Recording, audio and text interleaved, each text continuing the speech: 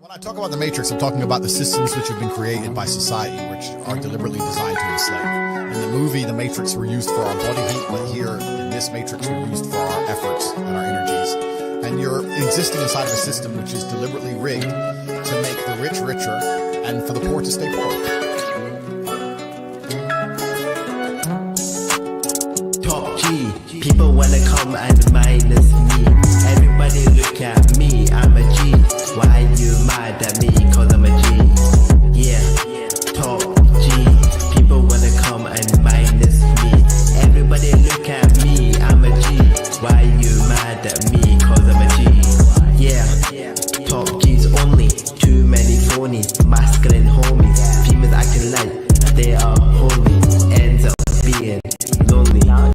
No time for game, weightlifting games, betting some flame. Too many names, breaking their chains. Me busy switching lanes. Top G, people wanna come and minus me. Everybody look at me, I'm a G. Why you mad at me? Cause I'm a G. Yeah, top G, people wanna come and minus me. Everybody look at me, I'm a G. Why you mad at me? Cause I'm a G. Your mind must be stronger than your feelings. People betray, even if they're reading. Stay away from the demons, life has a meaning. No use in repeating, yeah.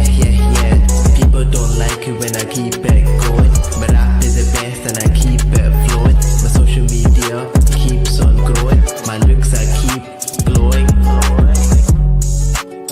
Top G, people wanna come and minus me.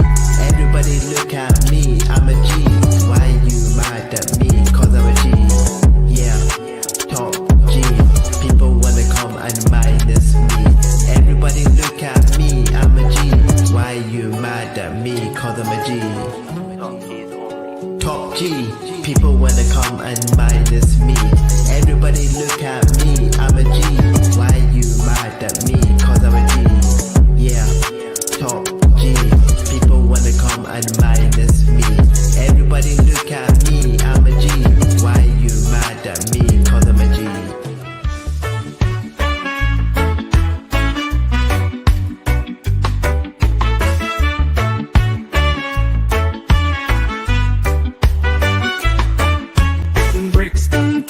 The streets hum low, Johnny Scab healed lives from head to toe.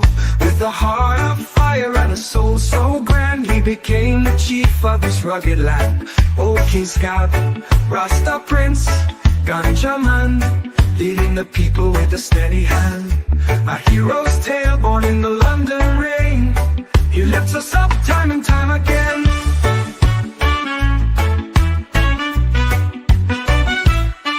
From Kingston dreams to Brixton's fight, Johnny Scab shone, a beacon of light. In alleys dim where shadows fall, his voice of thunder will call us all. Old King Scab, Rasta Prince, Ganja Man, leading the people with a steady hand. A hero's tale born in the London rain, he lifts us up time and time again.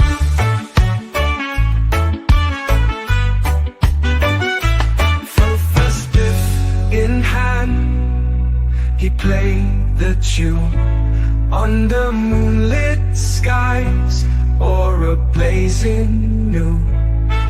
His words of peace in a wild uproar reminded us of what we're fighting for.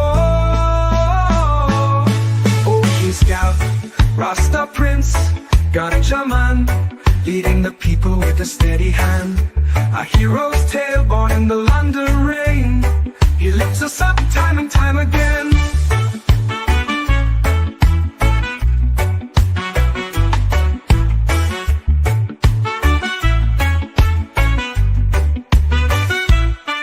From Kingston dreams to Brixton's fight, Johnny Scab shone, a beacon of light. In alleys dim where shadows fall, his voice of thunder will call us all. Old King Scab, Rasta Prince, Ganja Man, leading the people with a steady hand. A hero's tale born in the London rain, he lifts us up time and time again.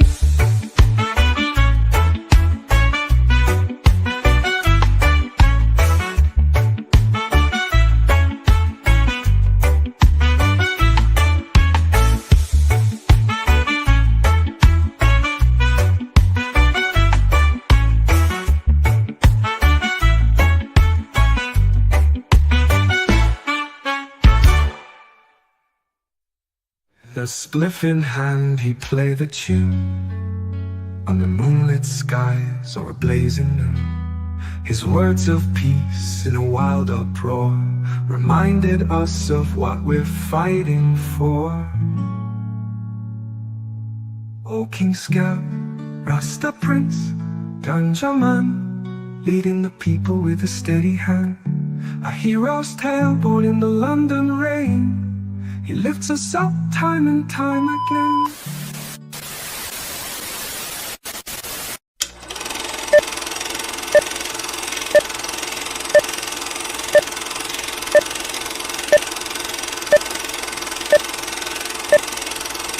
Here's Johnny.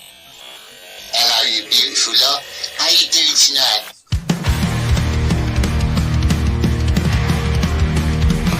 Johnny Scab, he speaks the truth. Voice for the kids, no excuse. Scab leads and strong and loud. We're the misfits, we're the crowd.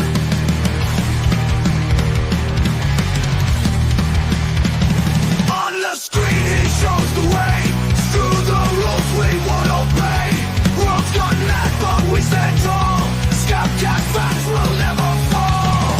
Rise up, Scab Nation. Johnny's voice of the frustration. Fuck wokeness, it's a fight. In the chaos we're the light. Fuck. We're the light. On the screen he shows the way. Through the rules we won't obey. World's gone mad but we stand tall. Scab Cast fans will never fall. Rise up, Scab Nation. Johnny's voice of the frustration. Fuck wokeness, it's a fight. In the chaos we're the light. Throw aside your fear and doubt. Let your inner fire shout. March together with belief. Johnny's words bring our relief. Rise up, Scab Nation. Johnny's voice of the frustration.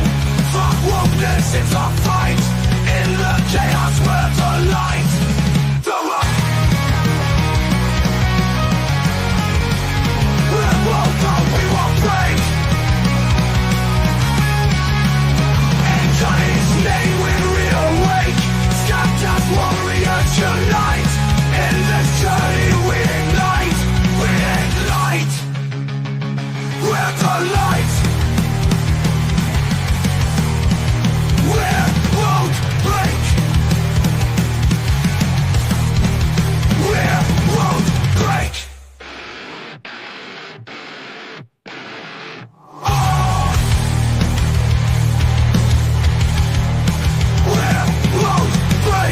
We won't bow, we won't break. In Johnny's name we reawake. Scab Cast warriors unite. In this journey we light. Ignite.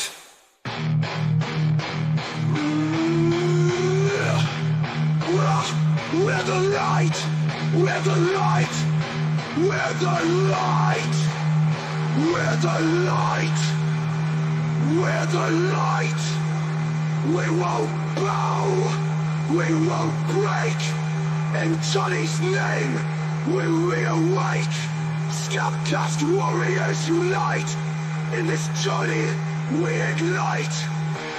Won't bow.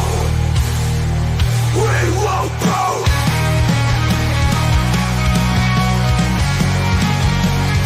We won't bow. We won't break.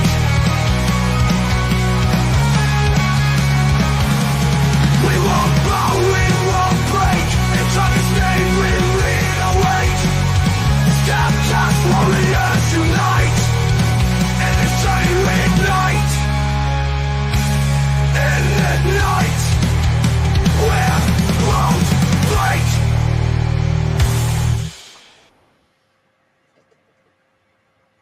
Hello, you beautiful lot. How you doing tonight? Thank you for tuning in to Scab Cast number 36. My Twitter's fucking up on here in a minute.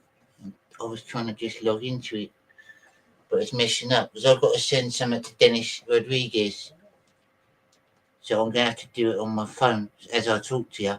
Later on, we've got Master Legend coming on again, my mate, and he might be playing a bit of music for you as well. He's a creative like that.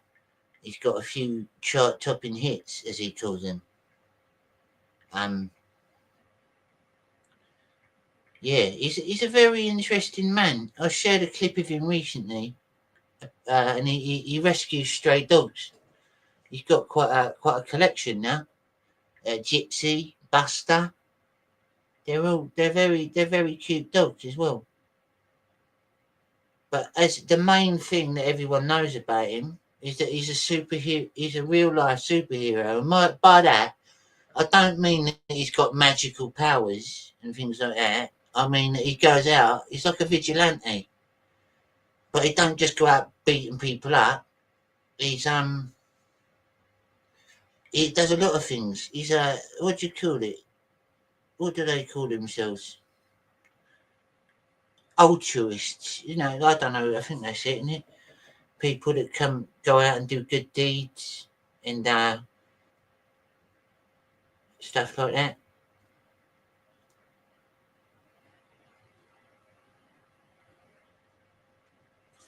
Right. I've got a good little clip for you that I found earlier. It's a remix, right? Just check this out, right? It's a remix of all the Trumpers going mad, right? This guy remixes it, and it's amazing. It's very heavy stuff, mate. It reminds me of the sort of stuff Bjorn listens to, my mate Bjorn. But yeah, it's amazing. And I'm going to put that up for you now, if it works, because you people deserve it. You here on Scab Cast, you're the creme de la creme of viewers. You are the best of the best.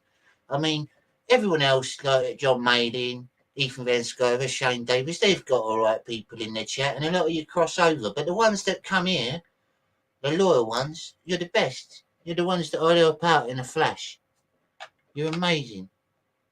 Loyal as fuck. Always here. Always helping me out. Always encouraging me to keep going. I mean, where would people be? What would the street be without his viewers? It'd be nowhere. Right, here we go. This is all the people that were like crying when Trump got in. Going, ah! I'm giving it like adult baby sort of shit. This is a remix. Enjoy. I'm done. I'm done. I'm done. I'm done with you. I'm done with you and your mother and your sister. Just done all of this. I'm sorry. No, no, no,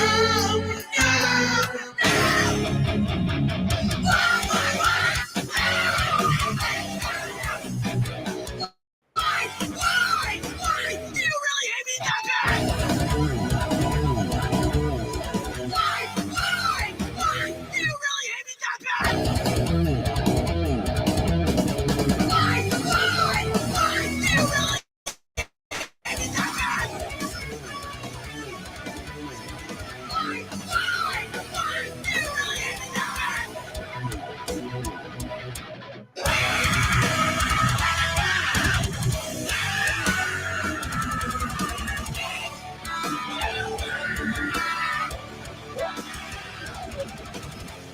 Right, hang on. I got to pause it there because I've got to get this right this time.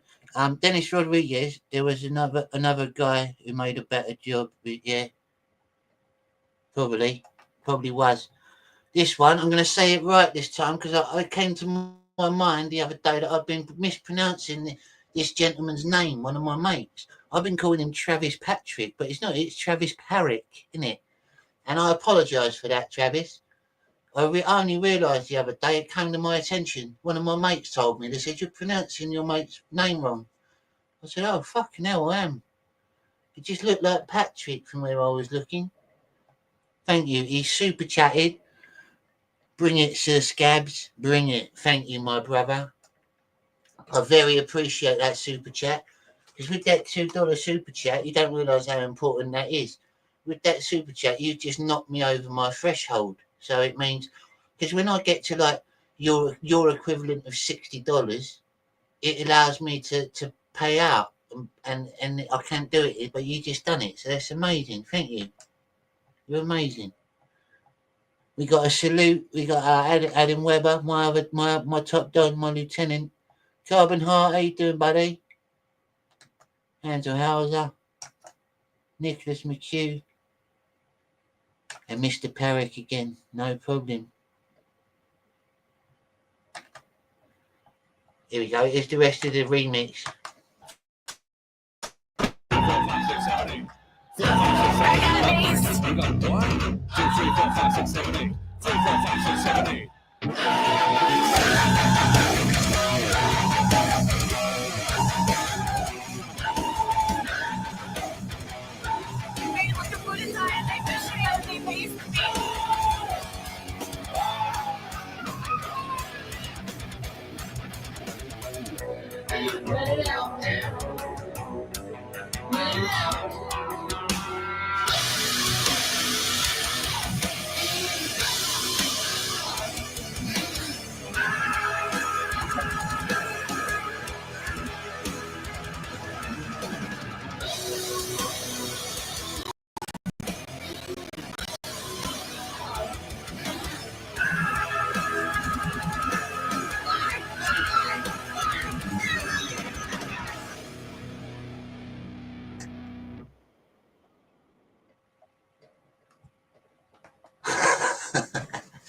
What was that?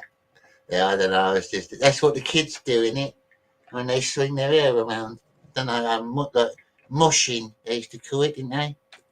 Oh, good. I just got on to PQ Roxy thing.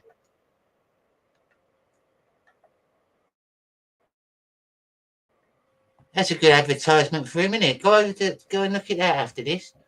In fact, ladies and gentlemen, I forgot to tell you, in just under 2 hours, I have set the latest mailing mysteries to appear in public viewing.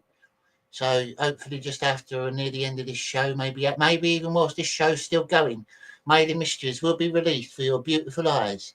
I'm sorry it took so long, and I'm going to start working on the very last episode of the season. Well, I already have actually, and this next episode, obviously, you all seem to like them, but I've got to send it out, and I've got to give you gold on the last one. It's just the way it is.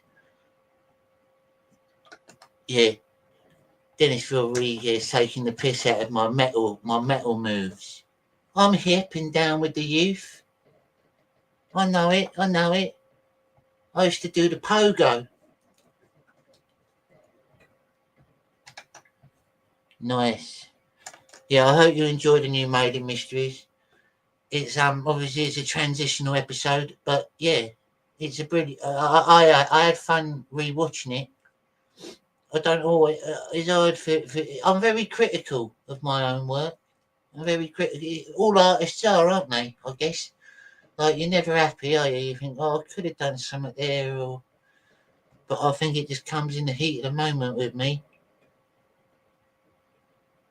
The guy on the video shouting, "Oh yeah, a lesbian version of Cecil."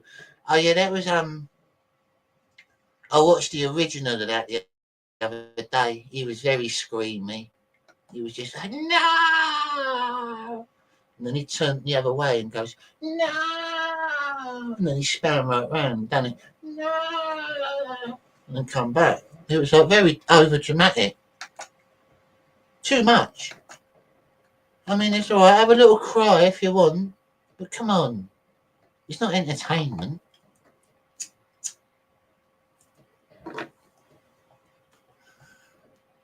Yeah, I've sent the link out to a few people. I can't remember who said they wanted to come on, but I sent the link out.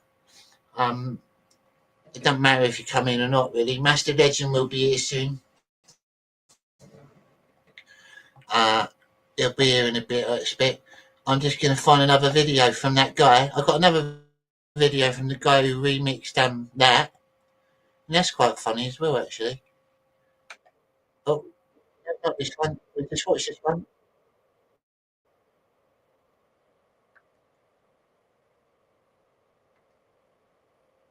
Sorry, there is a technical difficulty. For some reason, here we go.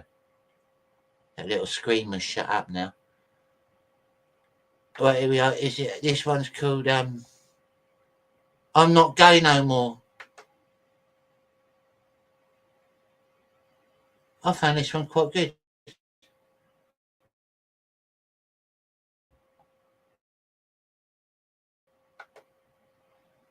What happened? No, I didn't want that. Sorry, another technical difficulty. My computer, do you know that? I hope it don't fuck up. I hope it isn't one of those fucking nights again. Oh, here we go. I'm getting it up.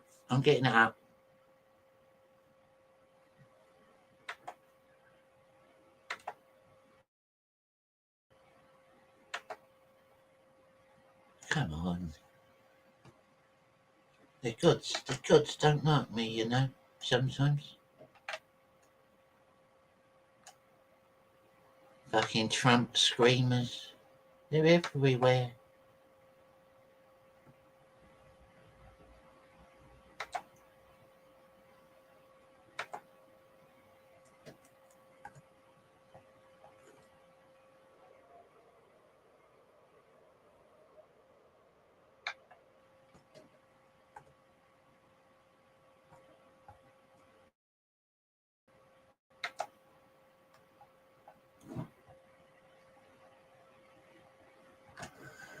Right.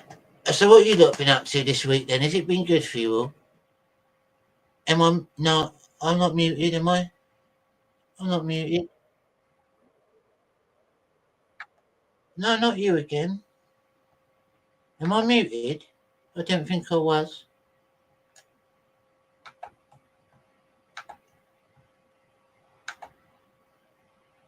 Allah bless you. You need God to do. He just told you it's done right now. What did you come here for? What did you come down here for? Tell me. Believe that the Lord tonight has set you free. Yes, sir. Turn around and tell those people. Hey, I'm not gay no more. I am delivered. I don't like men no more. I thought I like women. Women. I said women. I'm not gay. I would not date a man. I would not tear a purse. I would not put on makeup. I will love a woman. Now, listen up. God praise God with him. Hold on. Hold just 1 minute. Now either you gonna believe this stuff. I'm not gay no more. I am delivered. I don't like men no more. I thought I like women. Women. I like women. I'm not gay. I would not date a man. I would not tear a purse. I would not put on makeup. I will love a woman. This is Democracy Paradise. Have a look at the head of here. See that chap over there? Get your hand off my penis. I would not date a man. I would not tear a purse. I would not put on makeup. I will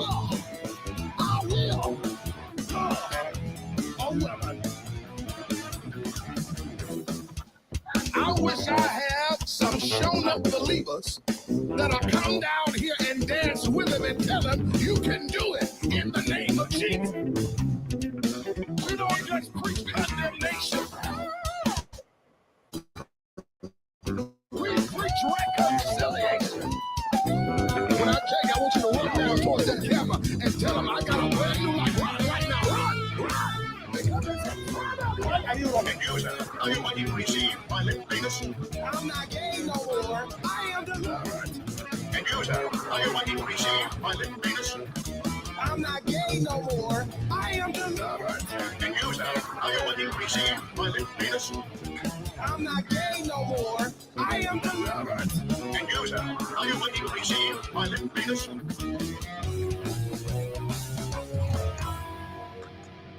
Well, there you go. He ain't gay no more. I think we made that one very clear. Hello, Mr. Self-Destruct. Hello, Raggedy Man. I like your name, Raggedy Man. I got called a Raggedy Man once by a little old lady down on the Brixton High Street. She said, "Can you move out of my way, Raggedy Man?" I was only wearing an old jogging suit, like a tracksuit. It really got to me, it did. Raggedy Man.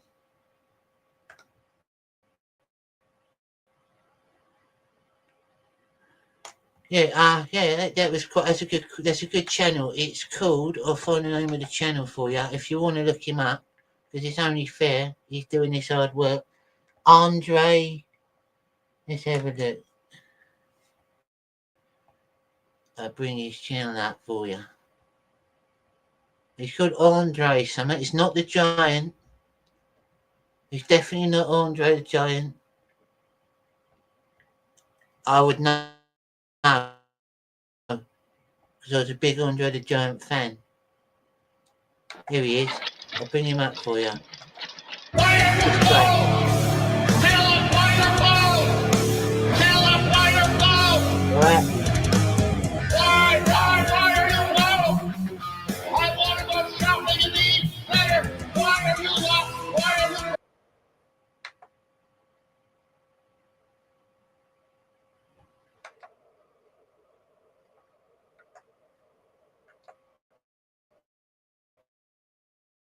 I don't need God anymore.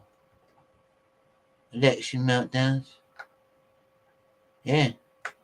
I've got some very big news as well, everybody. On the 8th of December, I've got Mr. Steve Stockton on my show for an interview. If you don't know who Steve Stockton is, he runs a very successful, he's an author and a narrator. He's got a channel called Missing Peoples. Was it Missing Persons? His voice, he sounds like Johnny Cash. You would have heard of him if you listen to like YouTube paranormal stuff. He's an amazing man. Steve Stockton. Type him in YouTube. He has got. If one of my mods could maybe put a link to his channel in there. He's a big man. He got like 30,000 subscribers compared to me. I'm like a small fry. And he's doing the business. He has to come on, and I thought, yeah. Well, yeah, he said he'd be up for coming on. And I think it'll be an amazing interview. Because he sounds like a very interesting man. I want to find more out about like what got him into the paranormal, and has he ever witnessed any paranormal stuff or like strange events?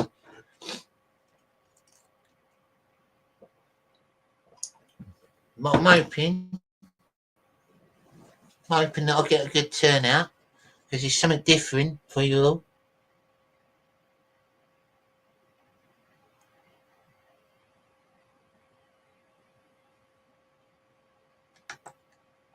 Show a small intro if you want of Stephen. Yeah, I could find him for you. I'll find Steve, Mr. Steve Stockton. I'll find Steve Stockton's narration, maybe. I don't think he's got many videos. He's been on a few podcasts. Right. I'll just start playing a little bit of one of his videos. If he's got his voice.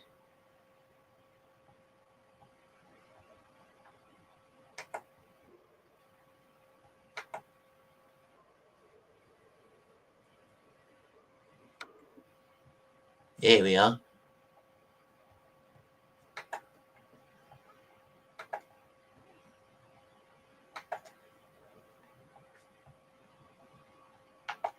Friends, The following is an excerpt from my latest book, National Park Mysteries and Disappearances, Volume 1, The Great Smoky Mountains National Park, from the chapter titled Of Wild Men and Feral Cannibals. Now, for decades, tales of Yeah, I'm not going to play too much of his channel, obviously, because I don't want to. I don't want him copyrighting me now, do I? But yeah, Mr. Steve Stockton. If you can look up his channel I showed you just now. I'll go back to it. Did I show you it? No, I didn't. Did I? I think is it this one? Here we are. Mission Proof. Oh no! What are you doing? What are you doing to me? Here we are. Here we are. Missing Persons with Steve Stockton.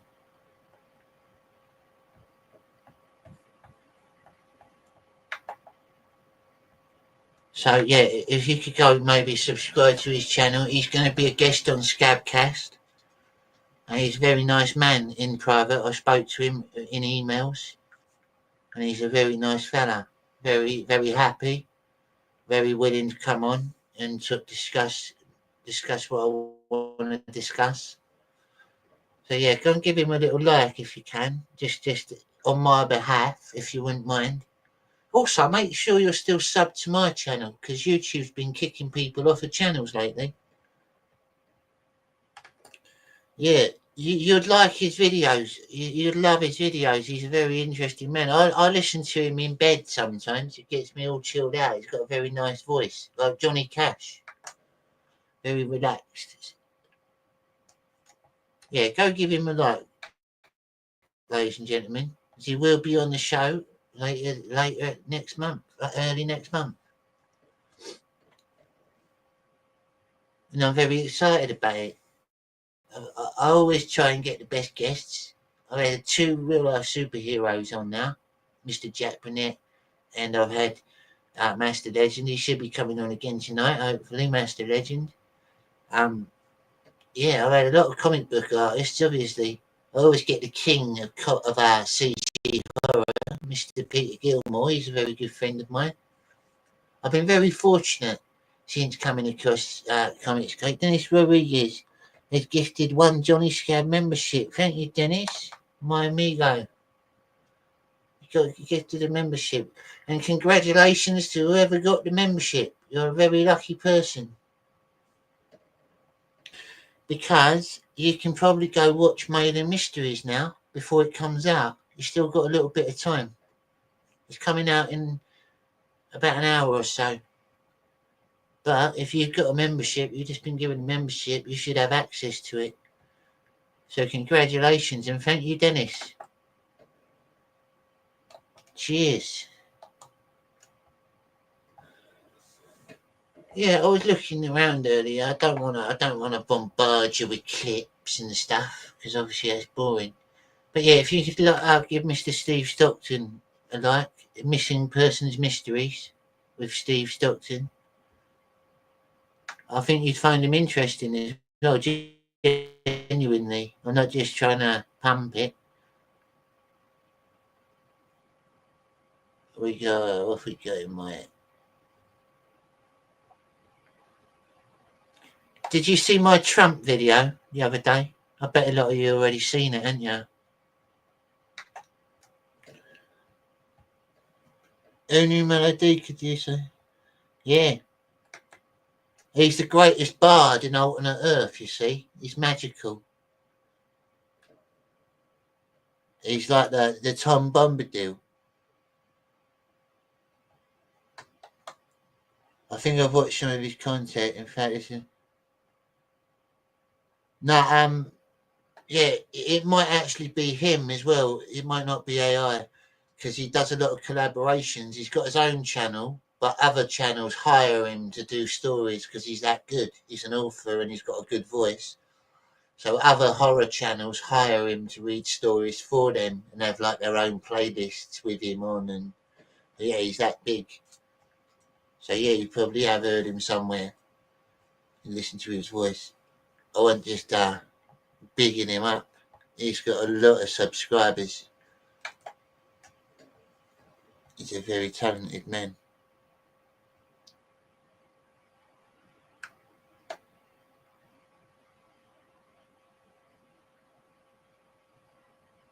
I played at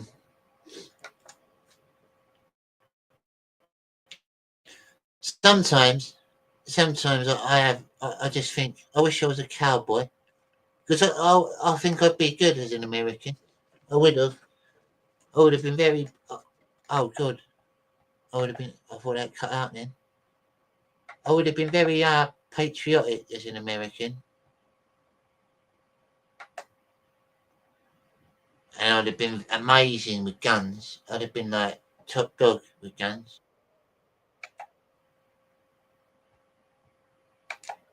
I love them.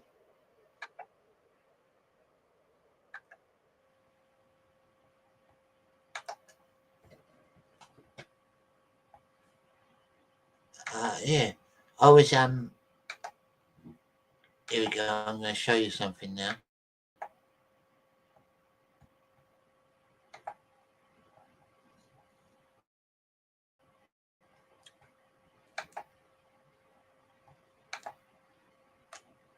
I was dreaming about being a cowboy.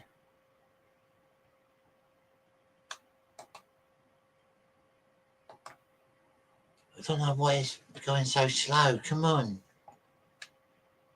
You always do it to me, don't you? Just give me a break for once. Come on. I don't ask for much. Come on, good.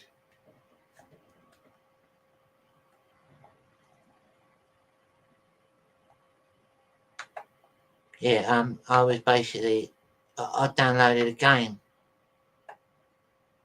Western survival shooting. And I got right into it. And I released a little video of it. This is me playing it.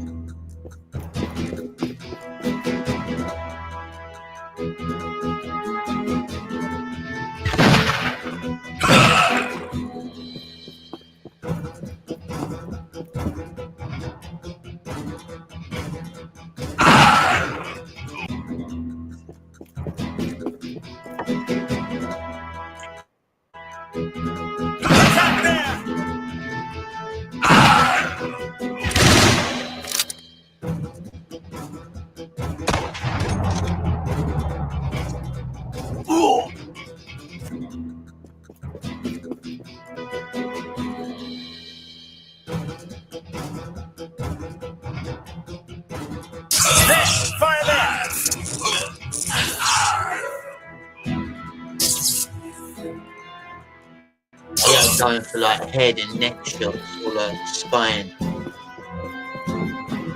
Yeah, I did play the old Red Dead Redemption. Yeah, I did the first one. Don't let them escape. I've never played past the first one. No.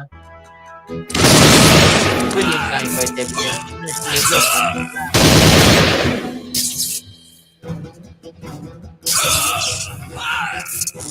Obviously, this is just a mobile phone game that I was playing. So it's recorded.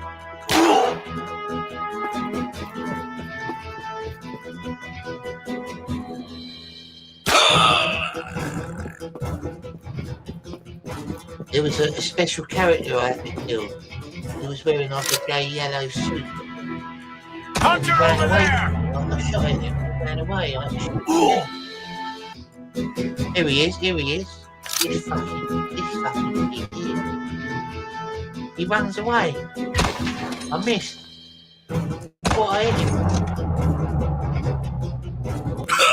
him. Spine shot. That's how we do it in Brixton. Don't let them get to you. If they ain't dying, then they ain't walking. You won't take us alive. I don't want to take you alive. Too much weight.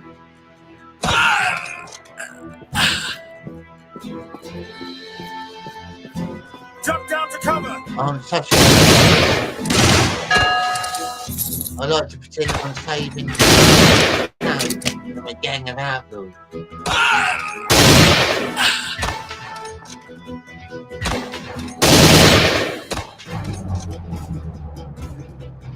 Oh, good shot. They found us. I got fire bullets. Explosive We are bullets. under fire. The fiery explosive one. Oh, take this. Yeah. Have that.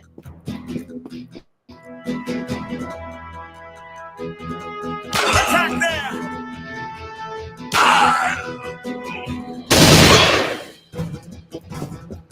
There, fire there.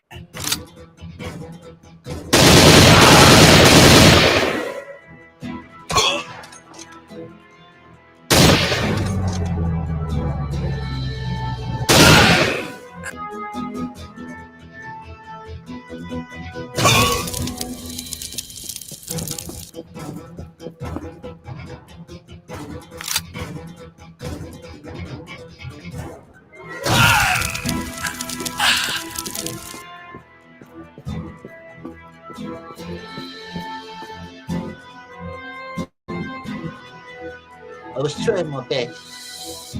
Don't let them escape.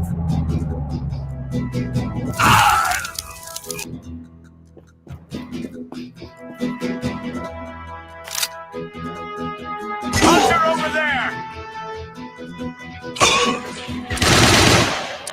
You're trying to fire Tommy guns at me.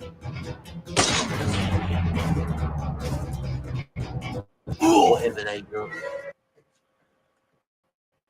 It wasn't really fair in that respect.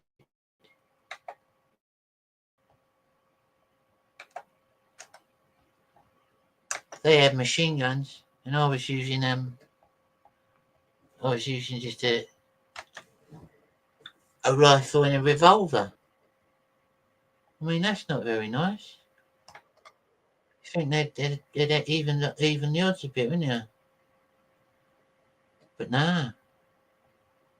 No even odds for Johnny. Never has been, never will. I've always had to fight my entire life for everything I wanted. But it makes a man of you, doesn't it? Not being given things on a plate. I reckon, anyway.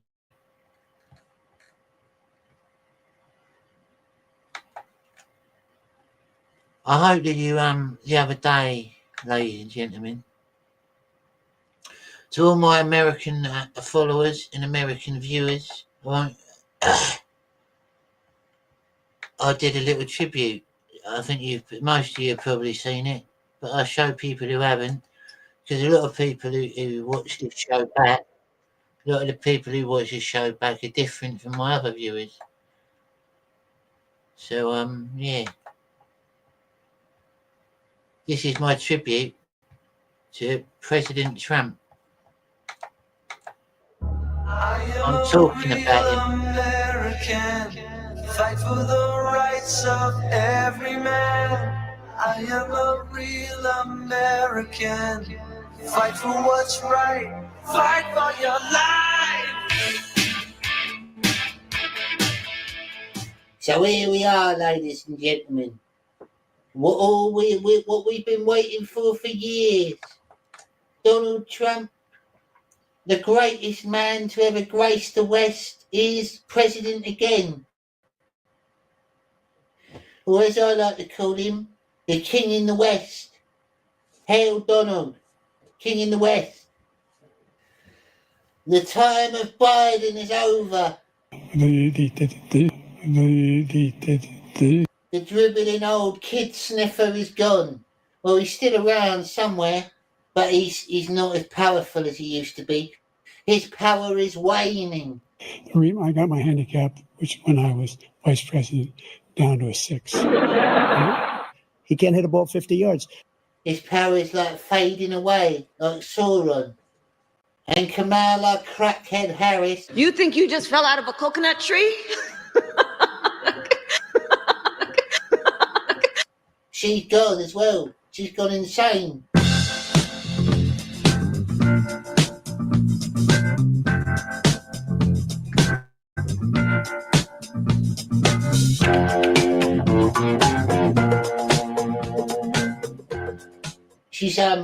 She's coping heavily with her loss against Donald Trump. Good afternoon, everyone. Good afternoon. Good afternoon. Good afternoon. So let me say, my heart is full today. And Joe Biden saying he always had faith in her. Well, I want to know what happened to the missing votes as well. Apparently, a lot of the votes that people voted for Biden, millions and millions of people, they just disappeared this time. That's quite interesting, isn't it? You can see the difference in their campaigns. Kamala Harris is just fake. Joe Biden calling all the Trump voters trash, and Donald Trump pulls up in a trash lorry and just trolls them all. He's like, "How do you like my trash lorry?" How do you like my garbage truck? This truck is in honor of Kamala and Joe Biden. Trump's got substance to his campaign. He's got promises he can keep. He's not trying to run his campaign on joy and emotion and the anger of women. Kamala Harris is a very angry woman, and she doesn't want men ruling things. That's what it comes down to. And then, of course, like every election, like the last Trump election, we had a string of mongy celebrities saying, "Oh, I'm going to leave America. If Trump gets in, I'm leaving." And they never do they? They never just fuck off and keep their promises. It's all this, isn't it? They just want their virtue signal. "Oh, I'm so against Trump. I'll leave if he becomes president," but you won't really, because it'd be better for you. If Trump's your president, you'll be earning more. You'll be doing better off. But you don't want to admit that, do you? Trump is not like any president you've ever had in the past. He's a different breed altogether. He runs your country, America, the great United States of America, as a business, which is how you should run it.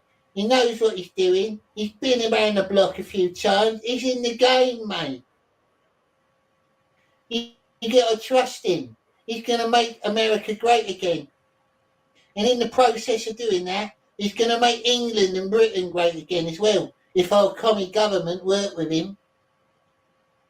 Donald Trump was instrumental in defeating ISIS. He caused peace around the world. He spoke to Putin like a normal bloke. He's like, "I ain't bothered with you, Putin. I'll have a chat with you." And Putin respects that. And North Korea as well.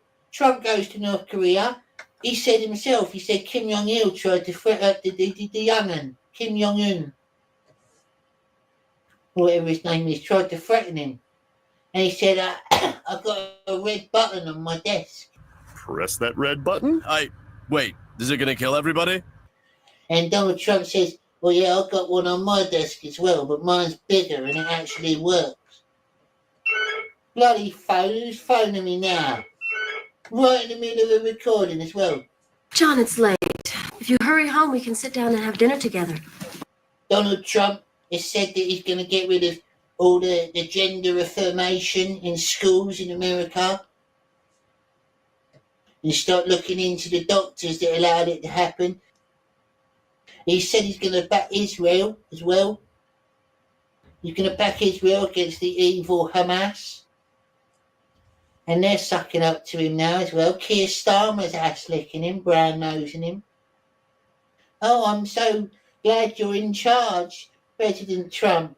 Only a few months ago, he was calling President Trump a KKK leader with his little bitch boy, David Lammy, who can't even afford a pair of shoes, a pair of smart shoes to wear when he visits America. He wears a pair of scabby old Nikes. Disgusting behaviour. So I put it to you that Donald Trump is the king in the West.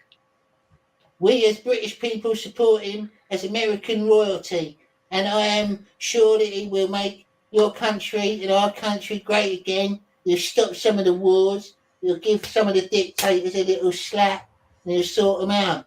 And all these whingy lefties that are crying and all that, they're just insane. All these fucking mental people coping saying that, oh, it doesn't matter if Trump got in, we're going to fight against him. Just calm down, admit you lost, you little pussies.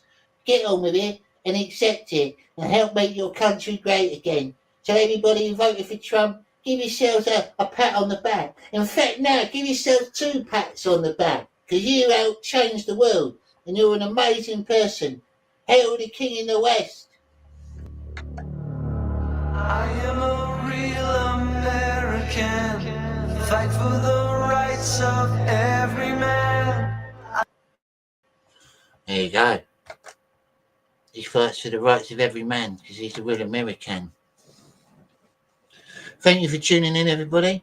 Good to see the views going up. We are waiting on my good friend Master Legend. I don't know if he hasn't contacted me yet to tell me he's going to be not doing it or nothing, so he should be around. Yes. And in the meantime, I've been going through a few things. That was my tribute to Trump. And I hope you Trumpers like it. Oh, good God. One of my production lights just fell down. It's like a ghost. Hell, Wolf and Bear. What have we got there? Sorry, Goon Jim, I missed your comment there. Funnily enough, Biden was mentioned by a KKK Grand Cyclops and stayed friends. Was mentored. Yeah, I wouldn't be surprised. I would not be surprised at all.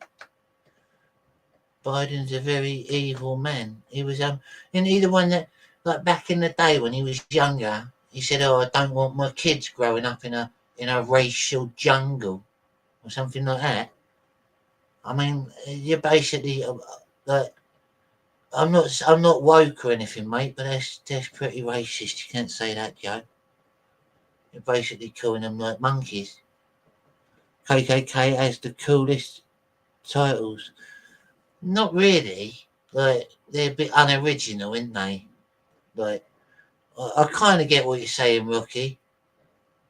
Yeah, it is a bit like D&D, but they're a bit basic, aren't they? Like Grand High Wizard and King Cyclops, whatever they call themselves.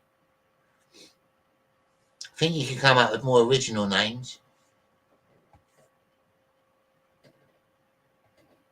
Robert Grim Jim says, Robert Bird. Oh, God. Oh, there you have it. Yeah, I'm not too. I don't know about. I don't know a lot about the KKK. I know that they over there that you allow them to march in your streets and stuff because you've got freedom of speech over there, haven't you? And freedom of protest or whatever it's called. And the same how you allow Black Panthers and stuff to march. It's all a mystery to me, Uncle John. I live in a totally different zone of law. Right now, that is a communist zone of law. We are in a communist nation, which is why I keep flying the Great Union Jack to remind people of what we once were, not what we're becoming. There will be no red flags flying in my household. Fuck communism. And as a wise man once said, a wise friend of mine, fuck two-tier care. That's what I say. Yeah, well done. If for those of you that don't know, you must know Keir Starmer. He's our new Prime Minister. He looks like an old granny.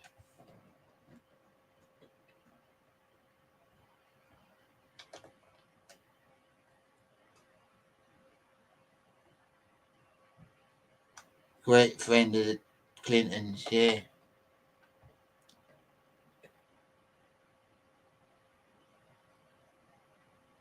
Yeah, exactly.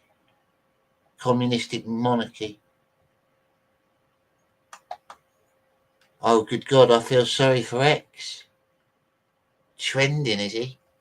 I hope he's embarrassing himself like he always does.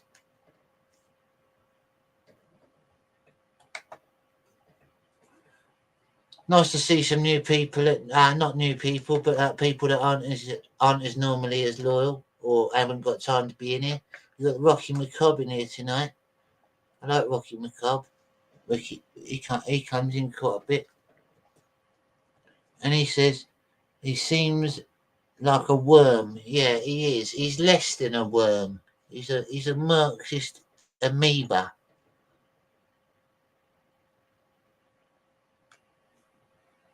Yeah, Lego Man. That's a good one. Like a shriveled up. I don't know. He's got a face to me that reminds me. He got like a Miss Doubtfire look about him. Like he could be a cross dresser for an old lady. He's got like a nan, like a granny look in his face. Like an elderly woman, a bit frail. I think that's why he tricks people. They feel sorry for him. He's got the lure of a nan. He gives them like 50p and a few hard-boiled sweets.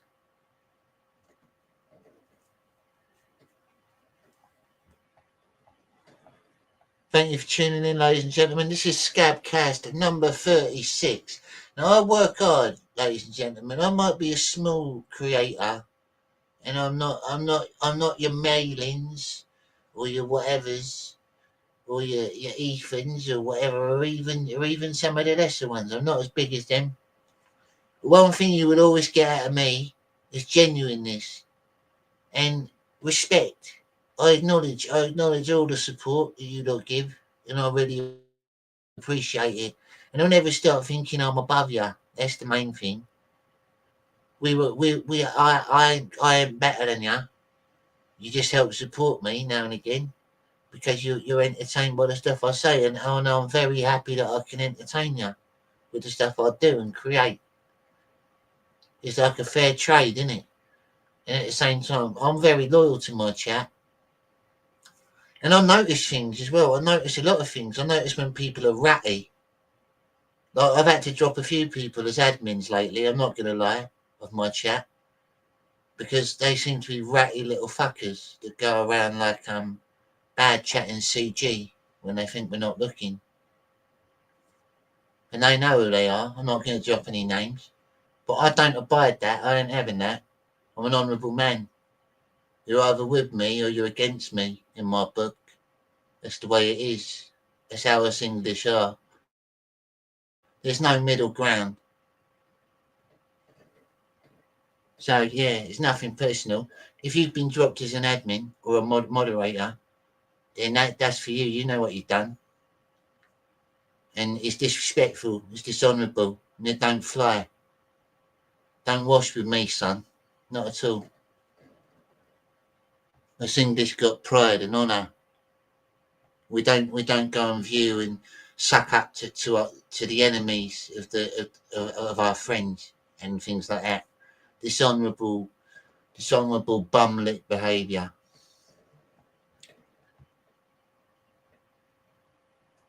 Yeah, that award show, yeah. I noticed a few of them on there actually.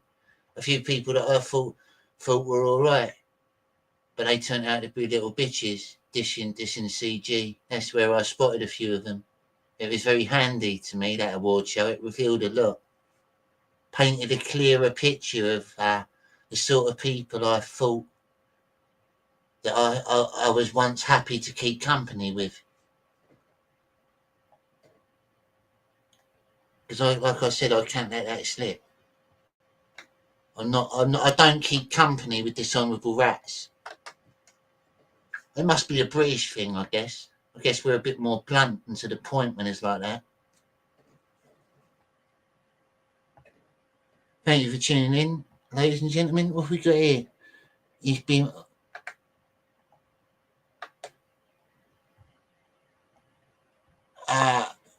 nobody gives a damn.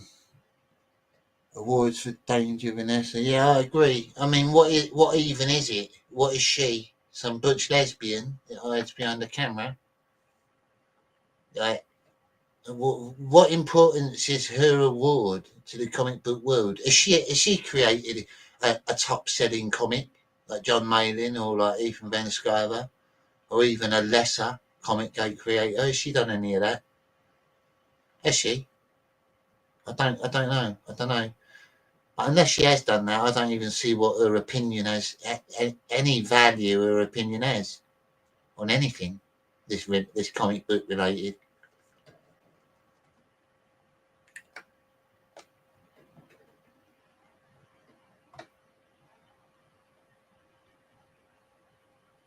That to me is classic, classic grifting.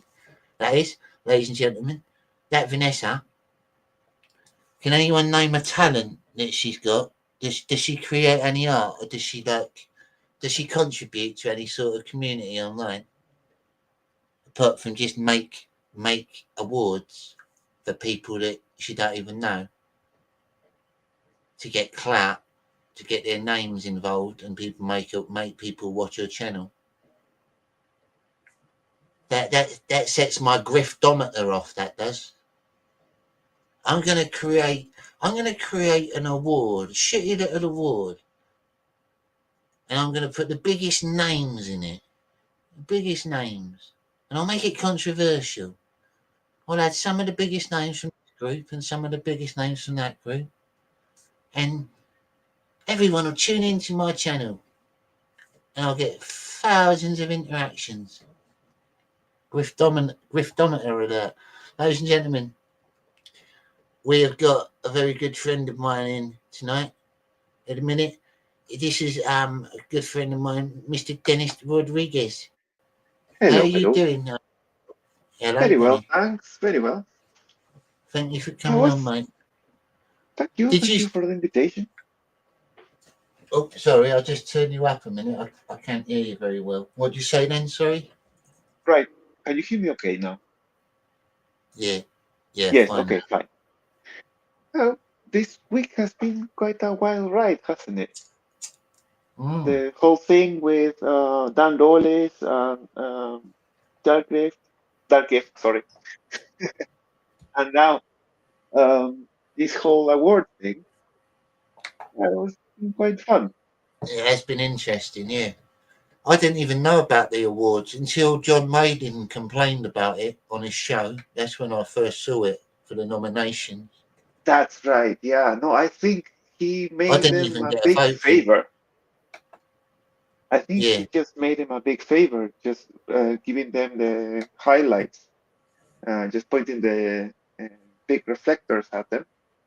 Yeah, he pointed it out to a lot of Comicsgate members that wouldn't have seen it. I mean, that's how small it was. That's what I'm trying to say about that Vanessa. Like, who is she to even make an award? Like, not being mean, but like, I don't know. I mean, I'm fairly new, so to speak, to Comicsgate, but I've seen her tweets here and there when there have been launches or some books have been shipped. For instance, I also saw this other lady. What's her name? Amanda, maybe. like, Yeah, she was commenting something when Godlike was being shipped. She somehow didn't like it. Had like a very strong opinion. Bit biased, but then it kind of makes sense when they set the awards the way they did, and also John Mayling was protesting because Godlike wasn't included in the bunch. So yeah. yeah. Well, the way I see it is, I think that originally, I think that they might have put John Mayden in the vote just to try and humiliate him because, like he said, he has to be taken out of it. They were expecting him to be put in there and then not get any votes and get flooded by all the shitty war campaigners and people like that. But it Yeah. backfired. It backfired on them because it got promoted by CG, and then the true fans of CG all go over there, I didn't even get to vote. I didn't know the vote was going on. I would have voted if I could, but I didn't need to, obviously, because obviously CG has got better artists and there's better fans and more people in it. Yes, definitely. I think they would have. It would have been maybe a bit of a. I would not say maybe fair, but it would have been a more balanced vote. But thing is, Ethan launched a stream and he called everybody to vote for a specific creator, for a specific writer, or for any nominee that was there, who of course belongs to the to his circle, just for the funsies, just to see what this camp would say, and they got exactly the reaction they were expecting, but maybe a bit more than they were expecting. Yeah, definitely. I think it was funny. It was funny watching it back. Yeah. I watched Malin watch it back, and Ethan watch Malin watch it back. It was quite. Yeah, that's true. Did you put any votes in on it, Dennis? No. I was at the time that the voting was going on. I was sleeping because of the time difference. Yeah. I managed to see the outcomes afterwards, and I was like, oh, okay. But then I managed to listen to the one of the shows, and managed to listen to the trash cast, so to speak, to Ethan's show, and how he was telling guys vote for Shane, guys vote for John, or maybe vote for me for he won on Cyberfrog 3. Yeah. Yeah. Yeah, See, I was also seething in the chat. Everybody was crying. Hey, they get into personal attacks and so on. It's just ridiculous. yeah, they're very childish. I think all these people, war campaign, even some of Yeah. the slums and people who are in Raptors sort of group, they're all just little bitter children. I don't. Yeah. Half of them aren't even artists. They're just people that are clinging on to. They're not offering anything. They're not giving anything back. They're just slagging people off, taking the piss out of people. And for some reason, people still draw to them and give them an audience. They're just little kids. Some people just find them entertaining and just follow them. They can be fun sometimes, I guess.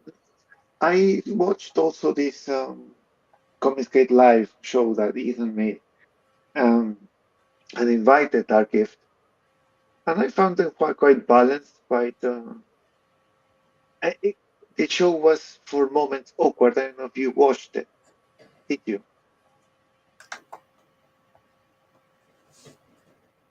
They may as well student of God and Renown Zero. That's Sturgis, isn't it? Renown Zero. He's got me blocked on Twitter. Student of God, he's a little prick. I've seen him around before. Proper little soy boy cunt. Yeah. Nothing to offer but insults. Student of God, yeah, and yeah. There's another one. It's Held the Law, isn't it? Held the Law, he's another cunt. Horrible little accounts. They're probably people that work for Eric July, to be honest. Yeah. There was a rumor that this student of God was ginger and gay guy. Can't remember Right. his name.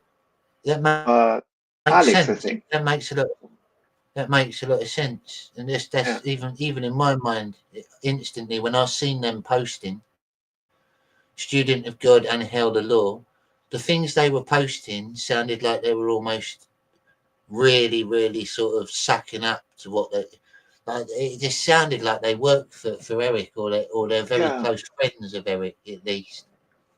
The funny thing is that they cannot leave even a little hint of who they are, just or a name or something. They cover themselves under this thing of, oh, they're going to dox me, or you want to dox me, or and so on. But they just keep very covered, so to Yeah.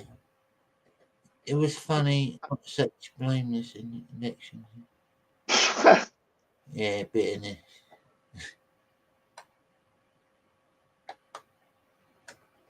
We've got a good audience here tonight. Thanks for tuning in, ladies and gentlemen. Grim Jim says they seem like they go after targets. Our boy Tony usually counters them. Yeah, he does, doesn't he? Frog Tony, he does a lot to sort. He has a go at a lot of people, but it's usually for the right reasons. He might go over the top a bit sometimes, but we all do. We all have our moments. In general, I like Frog Tony. He's all right. He's loyal to Commentsgate. That's what matters. Yeah, I didn't like a while ago. He was just bad mouthing Mike. Jesus, what's wrong with Mike? Mike Bad. Barron. He He was was just bad. He was bad bad mouthing. mouthing Mike Barron because of the Gooding book. And all that. Oh right. Yeah. Right. I don't know. I don't know anything about that. But But it was like a temporary thing, and maybe just following the group and the whole thing of just talking shit about I Ricoverse. don't. At the end of the day, if you're a big artist and you want to go over and work for the Ripperverse, that's kind of your prerogative. You should, Yeah, but you should know that it will affect your career. Like you're obviously going to get attacked by yeah, people that don't. Some people are that passionate, aren't they? There's some people that think, oh, anyone that works for Eric's just a traitor to comics. yes. There's always going to be Puritan people that think like that, that love Comicsgate that much that you're betraying them. Yeah, no, there's no But at need the to end be of the such a day, if purist. you're a big artist, I guess you've got to take whatever money you can get, haven't you? If that's your career, then you take the money you're offered. As long as you're not Absolutely. selling your soul or your morals. No, I don't think by any means that neither of the artists or writers who have been involved from CG with Rippaverse anything. I don't have at least anything wrong to say about that. I have no problem with that at all. Yeah, Now, as much as I admire Mike Barnes' work, I just didn't buy Goodin. I sent him a message once asking if he had any copies, if he wanted to sell them. I'll be happy to buy them.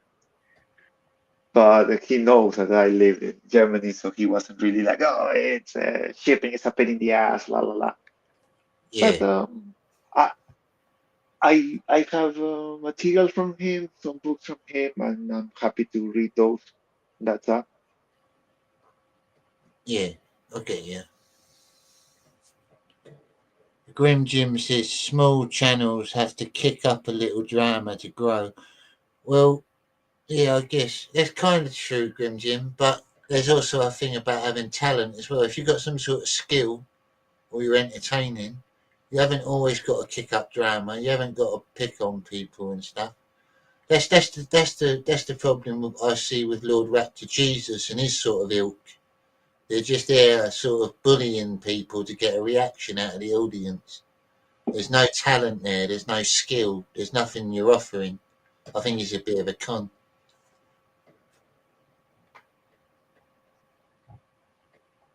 I remember, what's this? Mike Barron is a saint. He's a good artist, Mike Barron, yeah. I don't know him that well. I've not really spoke to him much, but he is a very good artist. He's very professional writer, great, very and very eager to teach. He runs these little email blogs, letters. How do you call those? But every email has little tales, and he also gives recommendations for writers all the time. Oh, Yeah. the Sherlock Holmes Leviathan. Yeah, I do know him. Yeah, I like that. I saw that the other day. I saw an advert for that the other day. I know Mike Barron. I just haven't really chatted with him before. I've chatted with a few good artists in Comicsgate, some of the big ones, but I've never had the chance to chat with Mike Barron. He's an interesting man. I'd like to. I guess Sherlock Holmes then, is that like public sort of, can anyone do stories of Sherlock Holmes now? Is It it might in be the case that now it's public domain, yeah. public domain? That's interesting. Same as Captain Nemo. It's just grabbing the names and playing around with them. And the artist, let me just check this. Looking at the page. Richard Bong, he's been involved also with Baron before with Nexus. Right.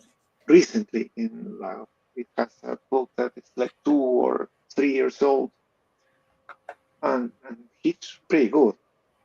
He really shined in that next book. Yeah. Been on the same line of style as Chelsea, Right. and a cartoony but modern and really flashy. Quite good. Quite good. I ordered about a week ago. I ordered The Art of John Maylin's Cyberfrog from our All Caps comics. I'm waiting Oh for yeah. that. It's taken a while. To be fair to them, though, they did post it the next day, like they said they would, because it says Yes. it on the tracker. I think it just takes a long time with all the shipping and going through whatever. Probably Yeah, got but to go through a lot of customs. I believe you can track it. You can track it and see roughly where it is. Yeah, I also do track. Sometimes I buy stuff from Ethan's eBay. Yeah, you can definitely see where it goes and stuff. The only I bit of a pain in the definitely ass I definitely is recommend Ethan's eBay store, the All Caps Comic eBay store. Like you said, there's some good yeah, deals on there, and they've got. If you look at all the reviews, there's amazing reviews as well. The customers are very satisfied. That's yeah, what I like to look at, people's reviews, because you can't lie in a review. Well, you can.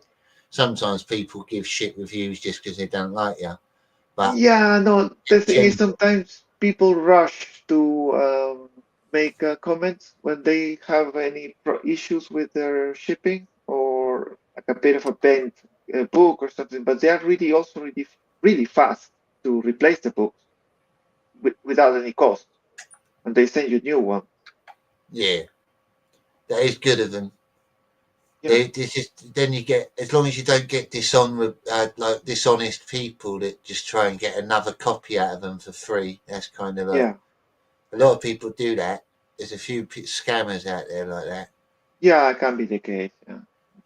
You got to be careful. But it's nice. It is good that they do that. Like not a lot of people would. That's true. To be fair, I only once I think had an issue with like a folder I bought. Oh, it's a thin folder, get a bit bent, and I Right. emailed and everything, didn't get an answer. But then I also had a shipping afterwards, 2 or 3 weeks after, and it came with a fresh, like perfectly pristine folder without them saying anything.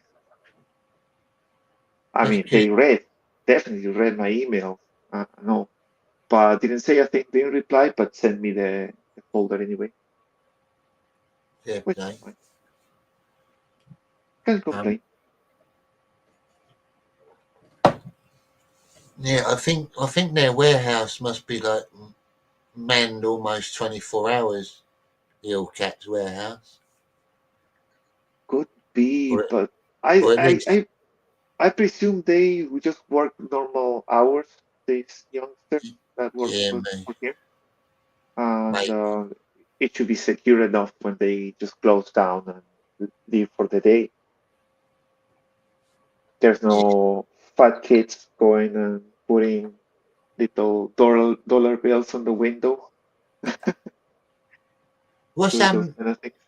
So what's going on in Germany then, Dennis? Is there anything interesting in your local news going on? Anything that At we the might not know moment, about? yes, there has been a little bit of a shift in power. Um, I think one of the ministers, or the head of, might be like not the prime minister, but the head of ministries resigned.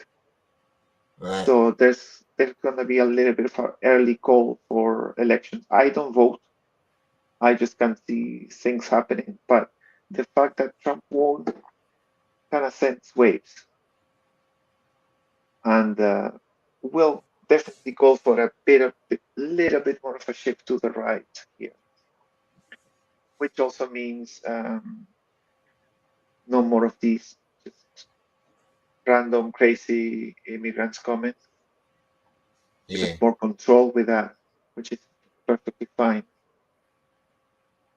Well, they're doing it. It's very similar in the Netherlands, isn't it? At the minute, they're very right wing, but they're doing quite. Is it Gert Wilder? Oh yeah, no, they have changed recently, yes. But Oh right, the issue overall is that most of the directives, so to speak, come from central government in Brussels, the EU government. right. Some Yeah, of the decisions come from there, which is a pain in the ass. You have a crazy witch there thinking that everybody should spend European. Yeah, I go to the supermarket, I have to spend European because it's of all horrible, isn't it? this thing. Yeah, I pretty think I funny. think the EU is the new world order. I think they want Europa. Yeah, yeah. There was this thing when there was a farmer protest in the Netherlands. They wanted to expropriate land to build like a mega city or some nonsense like that from the New World Order or these guys from Davos. I was past Davos last weekend, like going towards Italy Yeah, by car. But anyway, yeah, it's a good thing that there's a little bit of a shift of power in the world. good. This is The going good. world needs, yeah, the world needs a bit more control.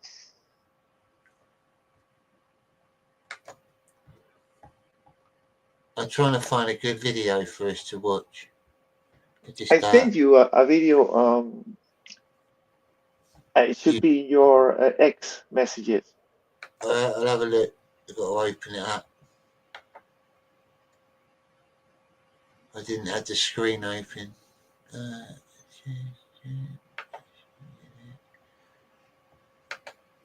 Messages. Make sure. Oh, I can't get in it on my computer. Hang on. Yeah, I can access it. Can you send it in the private chat? Sure. Because I've been logged out of my X on my computer at the minute, and I can't get back Oh, in. okay. I can only do it through my phone.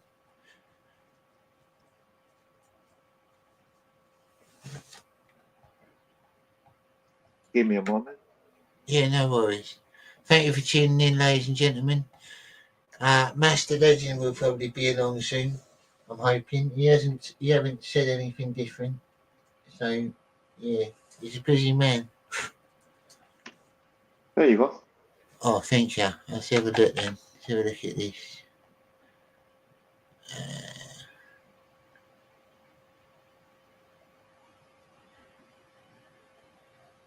Oh, the other remix, brilliant. Oh, right, let's get that up. He's coming. I think that helped open up my YouTube, my X.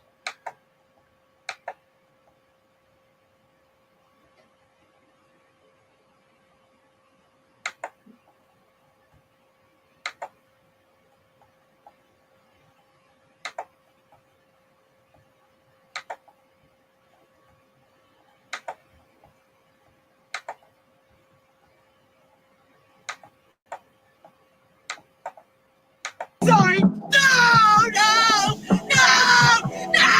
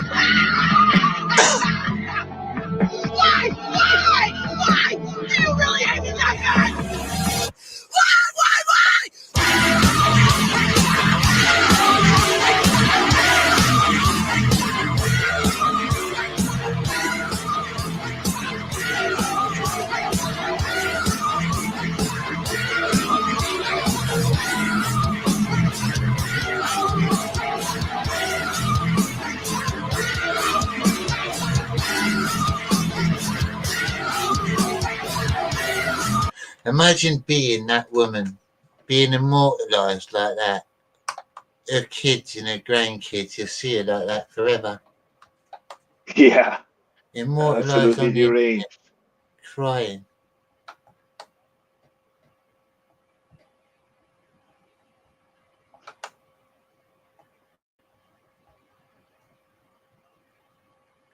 When do you have It's elections really again weird. in the UK? Elections. It's 4 years again. I think. Yeah. I think. I can't remember now. Grim Jim will know. When do we have our next election, Grim Jim? I think it's every 4 years. I might be wrong.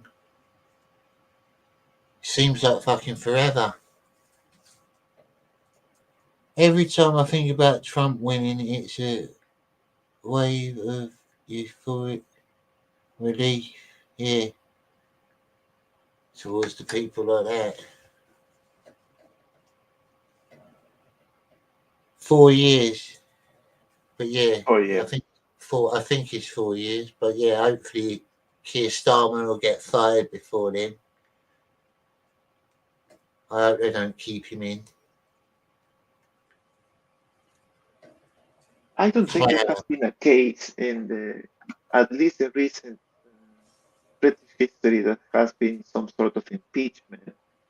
Most of the times, the prime minister just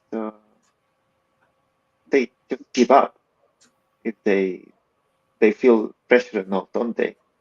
Has happened recently, Yeah, at least 2 or 3 times. yeah, true. That's true.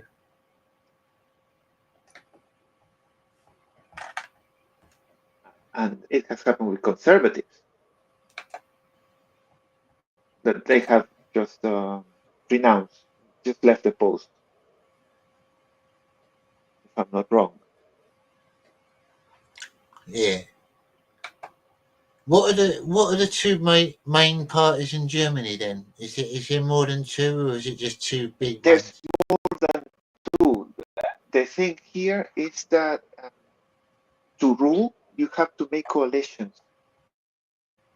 Right. So parties on the left tend to do like a 2 or 3 party coalition, but sometimes they don't find common ground in the middle. Right. Yeah, I At the understand. moment, the coalition is a bit more shifted to the left than the one that Merkel had before. So yeah, it's just the clown party actually. But it seems that the next election, at least the AFD, which are more like the ideally what would be conservative, are going to find common ground, maybe, or will have to find common ground with Angela Merkel's former party. Um, but they were also at the same time the ones that allowed or opened the gates for the barbarians, so to speak, to begin with. Yeah. So Right. it's a bit of a, it's funny how it works here. They just have to find common grounds and try and make the best out of it. There's no, let's say, 50% possibility of having a parliament that will work with um, or, or have a clear majority of a party. It doesn't happen here. And also the parliament elects the equivalent of a prime minister. So it's not the people. Right. So they have to see between them who gets to that position. Right. That's interesting. Yeah, That's, I that's, also found out recently. I didn't know that before. And there are many parties that are like really deranged leftists, which are just clowns, terrible clowns. right. There's also right wing. I would not say they are by any means National Socialist or anything like that, but they're like really nationalist. But in a decent, nice way. But they also don't have that much of attraction with young people or people in general, just really regional areas where they really worry about their folks, their local folks, which is fine, their farmers and so on. But at the moment, I would say AFD, it's getting more and more folks, and they are also the target for the leftists. They're called Nazis. They're called the worst of the worst. So that just means they're doing things right. The way media works here, the same as the US, and of course the same as Britain with the BBC and the like. Right. Yeah. They're just different.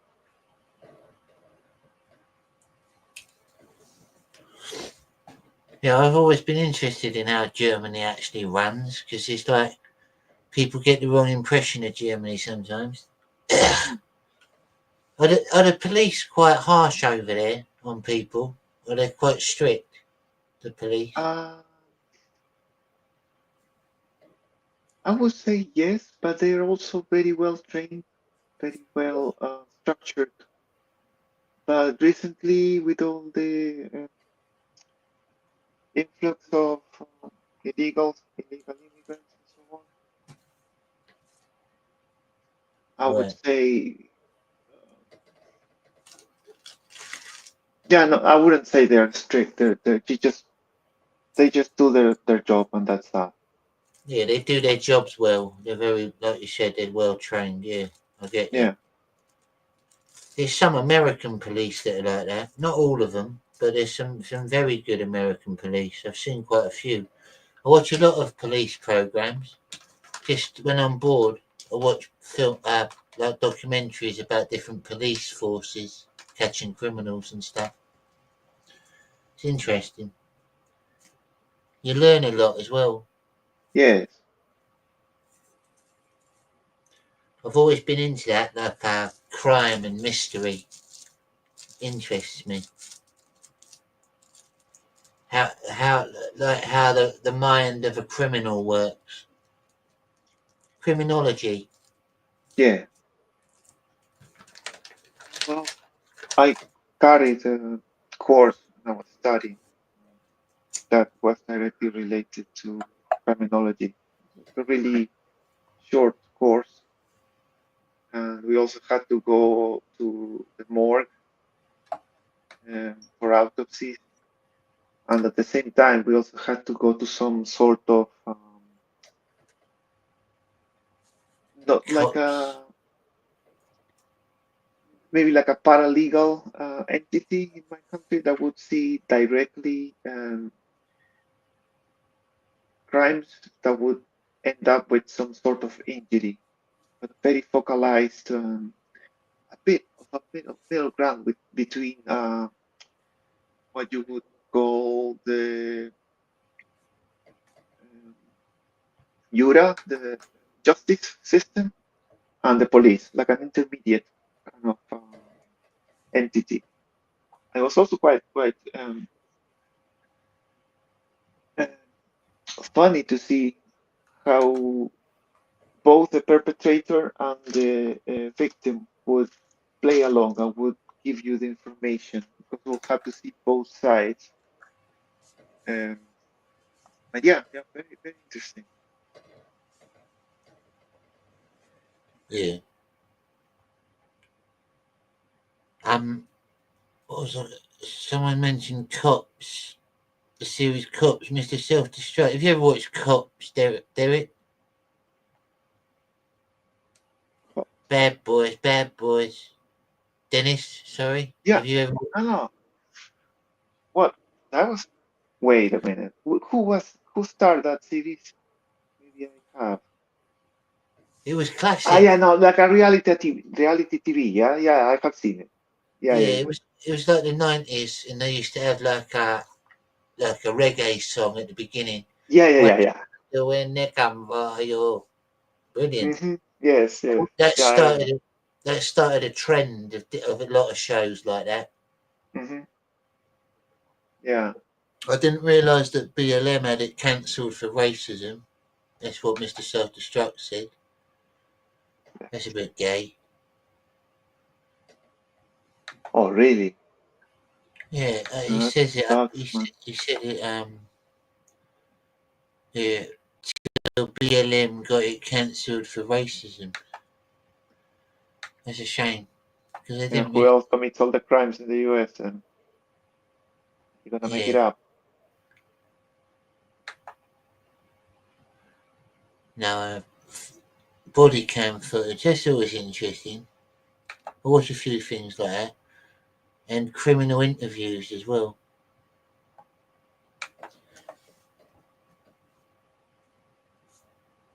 Mostly white trash domestic disputes. Rocky McCall. What's I that? can So, recall that, but if you think so, yeah. Copsos mostly white trash domestic disputes. yeah. It promotes harmful stereotypes. It reports Yeah, there were, against black I don't think cops didn't have loads and loads of black people being arrested. It was kind of fair, really. There was people of all races. Yeah.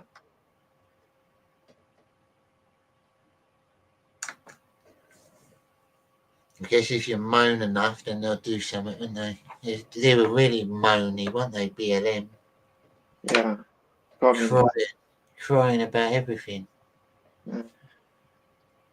The thing that really bugged me as well is how they expect like reparations to be a serious request. Like, no offense, but like I got nothing to do with the slave trade, and even if my great ancestor had something to do with it, it's not my fault. I'm not Of paying course. anybody. And where is that money going to come from? Yeah. Where do they think that money is going to come from? Are you going to track down the people who were involved in slave trade and owned land and so on? And you Yeah, get. and even people that don't own land, I'm sure there's lots of just common people out there that had ancestors that were involved in the slave trade. And Yeah. it was a big thing back in those days. It wasn't seen as like, even though it was immoral, it wasn't seen as like illegal or bad. Yeah. To the people that were making money off of it. I mean, people can say what they want, but if you were offered the chance to make loads of money, I mean, it's a big question, isn't it? Like, would you sell another human being to make loads of money? You probably would back in them days when slavery existed, because otherwise your only other option would be like a poor life. It was just another time, another everything back then. And you have much more of traffic and much more of a slave trade in other latitudes, in There was Ottoman Empire, in yeah, Africa yeah, I itself. learned a lot about that. The Barbary Coast, where they Yes. used to take white people as well. There was even legends of the southern coast of England having people stolen, like white women and stuff, and taken to Yeah, Africa. yeah. Or Yeah, to the Ottoman Empire as well. yeah, Same before in Spain, when the Moors were there. It has been, it's the history of the world. yeah, But that money has to come from somewhere. They're just a bunch of freeloaders, communists most of the time. They don't want to work, just want everything for free. And of course, their fight is going to be identity politics. They have nothing else. yeah. And the way things work, they're just gonna make it worse for everybody else. If something like that would have happened, imagine how much money would have come from the state in the U.S. And that would just make the value of currency even worse. and by extension, fuck up everybody else in the world who depends on dollar as a currency. Yeah. Yeah, that makes a lot of sense.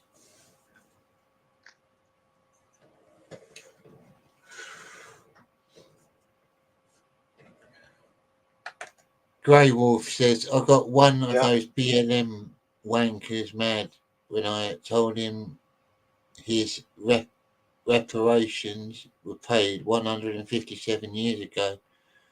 He asked how I paid. How? I said, paid in the blood of... Yeah, it's true. Civil War. Yeah, I don't think it's just ridiculous to ask an ancestor of someone that done something wrong. If you go down that road, then you could do it for anything, couldn't you? You could have like a relative of a serial killer who killed loads of people, and then their families could come after the relative of that serial killer who didn't ever do anything wrong, or something like that. You could just go down a stupid road where anything could happen. Yeah, it simply doesn't make sense to go through that road. Just get a job. Work hard like everybody else. That's right. A lot of people don't apply a trade in life. They just float around. You've got to focus on one thing at a time. Yeah. Absolutely.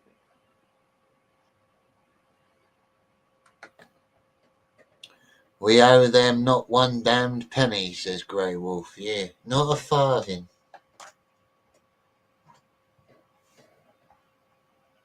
The American Civil War, that was an interesting war. I like a lot of wars. I don't like war, but I like watching things about war. I've seen videos trying to take the idea of the Civil War in the US away from the issue of slavery and taking it more on a thing of territory maybe, or culture even, but I'm not sure to what extension that's true. Right. Well, yeah. I guess there was another thing as well with the slavery thing as well. Some countries stopped it a lot quicker than others, didn't they? Like, Yes. When they made it illegal. But I think it might have been Spain that was one of the last ones to stop it. They were quite prolific slave traders, the Spanish. The British were as well. I'm not taking our responsibility away from it. Yes. But the Spanish seemed to do it a lot more because of their position in the world. They could get to Africa quicker. Yes. I'm not sure when they stopped, if it had also a direct relationship with the independence war, the independent wars in America, if it came along with that. Yeah, we kind of the British had to kind of focus our attention on one thing or the other. We didn't want to spread ourselves too thin. Yeah. But I think it's documented that the British went to greater extent to I know fight that the trade. the British and the Spanish had some really historical battles. Like there was Oh yeah. They both had great armies. The Spanish were one of our most worthy rivals. Oh, Yes. I've got our Master Legend in the green room. How you doing, Master Legend? How you doing tonight? Can you hear me okay? We can hear you fine. I've Oh, got a good. friend. I've got a friend in the room with us. Mr. Dennis Rodriguez. He's my friend. He lives in Germany. Hello. Hey, Dennis. This is Master Legend. You've seen him before, haven't you, Dennis? He's a real life superhero. That's right. Yes. I brought Dennis on because he was interested in watching your last show, but he missed it. So I thought I'd bring him on. How's your day been, Master Legend? You've been all right? Yeah, I went and played some of that frisbee golf today. Oh, cool. And What then you got? Have you got to try and get? You got to try and get it in a little basket, haven't you? On a pole, something like that.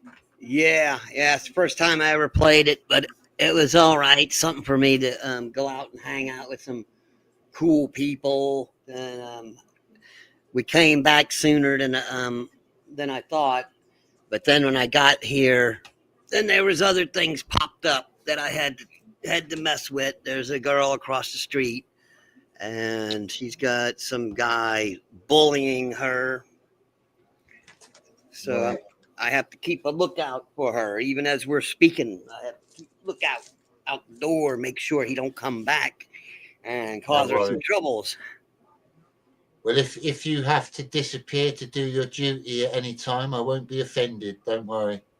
It's okay. If I have to walk away from the microphone a little bit, just that's all. Because you'll be able to hear me. I think you'll be able to hear me. Let me see. Yeah. Yeah. You can hear me? Yeah, we can hear you. Okay, that way I can go and I can look out the window there to see if there's any problems. Brilliant. I saw the update about the dog you found as well, ML. You've got him back with the owner, didn't you? I'm sorry, I didn't hear that good. Sorry, I saw the post that you put up about the dog that you found. Oh yeah, yes, I found that dog, and then the owner came and asked me why I had his dog. I said, like, as if I stole it, And I said, no, the dog was wandering the streets, it's starving to death, and that's my dog. And I was trying to keep the dog. I said, looks like it's starving to death to me. When I got, it's not starving. I said, yes, it is. You can see it, skin and bones. I said, I can get it a good home. It could stay with me.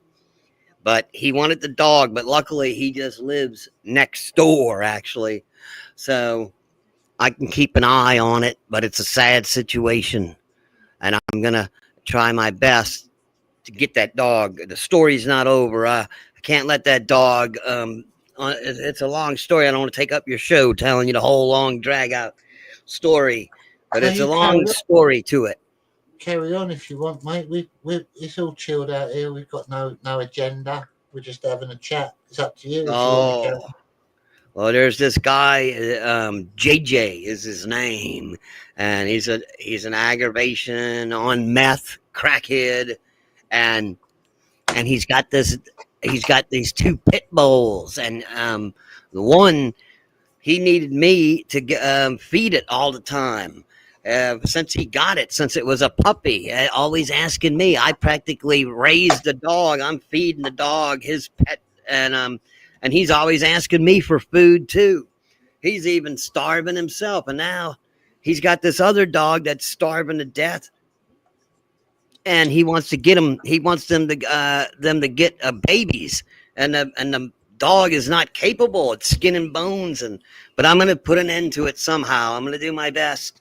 Like I say, I think I told you about how I plan on moving.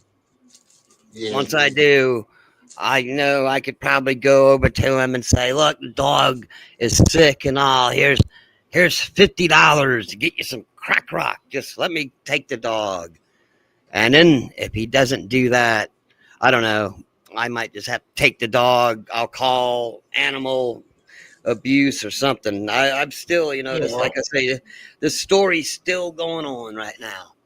There's nothing wrong with that, ML. When it comes to abusing animals, I think that's the right thing to do. You should call animal protection if they're really abusing them properly. Yep, but the problem is around here is that there's a pit bull they will take to the shelter and they don't adopt them out, and they just kill them. So that's why it's a touchy situation how I handled it all, and because I don't want them just to go kill the dog, and then that's not good. and the dog really wants to be with me. JJ was dragging it away, and that's all I could do was say, "Sorry, I'm sorry, oh, poor doggy friend, I'm sorry. There's nothing I could do, not at least not now, you know." And I'm still trying to figure out whatever I can come up with. There's got to be a way. So yeah, that's aggravation right there I'm dealing with. Rocky McCobb in the chat, he agrees with you, Master Legend. He says if you do one little thing, they kill them. If they do one little thing, they killed him. Oh yeah, that's right. And also, they don't adopt them out especially when they're all sickly like that dog. They know nobody's going to come and adopt it, so they just straight to the gas chamber or whatever they do to them. Yeah. Yeah. I wish I could save them all, you know. Felix Smith says you're a man of honor, Master Legend. I appreciate that. I'm trying to stand for the honor of the real life superheroes, and you got to really try to do things. And right now, the animal problem is like one of the biggest problems I'm having to deal with. It's easy to fight the crackheads out in the street, you know, the meth heads, you know, but when it comes to the animals, it's a touchy situation. I'm sure that's not really his dog. You know, it's probably a stolen dog anyway. Yeah. Just yeah. And you were telling me one of your dreams is to own a bit of land where you can have a bit of an animal sanctuary, wasn't it? With dogs. Yeah, it still might happen. At least where I'll be able to have some dogs, you know, besides the ones I already have. You know, I feel bad for them. If I could have a place where I could fix them up, like Buster. When I got Buster, nobody wanted Buster. He was all sick, and now everyone wants Buster. Now that I nursed him back to health, and he's all healthy, muscles and everything. So now they want Buster. I think I'm supposed to just give him this dog, like I told you, it's a French bulldog. Your dogs are your friends, aren't they? When you've been that close to them, you can't just give them away unless there's a really important reason that you really have to, and it's like life changing. Yeah, now it's not easy just to give a pet away. If some millionaire came up and said the great life they could provide, and it would be much better than I can provide, and then I suppose I would let Buster and go and live with the millionaire. But in that case, the millionaire better give me some money though for the dog. That's for sure. Yeah. I nursed him back to health, but I don't want to give him away. I could have sold him a long time ago, but I don't want to. No. Good old Buster, he's right here with me. He's always by my side.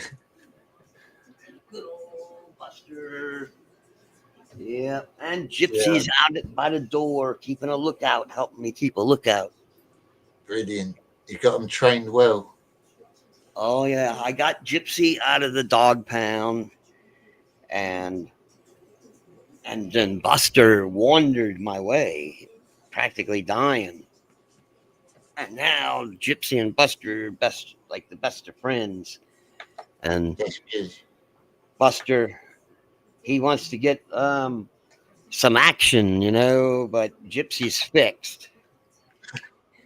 And Buster could be a stud dog. People have told me, "Oh, you could do that." And he does look like that. I've seen videos of him. He's very well formed. He's got a good body. Oh yeah, he's got muscles to him now. Before, nothing but skin and bones, and he was bleeding out of his butt and all that. But yeah, he was in bad shape, and his tail was broken. It was like somebody tried to chop his tail. Oh, Gypsy alert! Gypsy alert! Let me see what's going on. Okay, all right, good work, Gypsy. Have you got anything you want to ask Master Legend, Dennis? Oh yeah, no, I was very curious about that situation he's in just now with the person across the road. Yeah, I mean, I'm sure. Oh, sorry.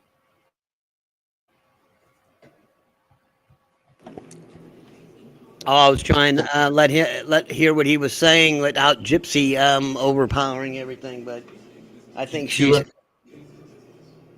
Do you want to say that again, Dennis? Oh yeah, Master no, I Legend. was wondering about the situation you have in front of you. I mean, this person that's coming around and pulling this lady. How did that happen?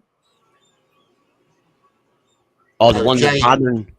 JJ, I think he means. Oh well, yeah. I'm talking about two different things. Kind of. There's the one is a guy. He goes by the name of Big E. That's bothering that lady across the Yeah, street. yeah, that one. Yeah, Right. and JJ is the one with the dog situation.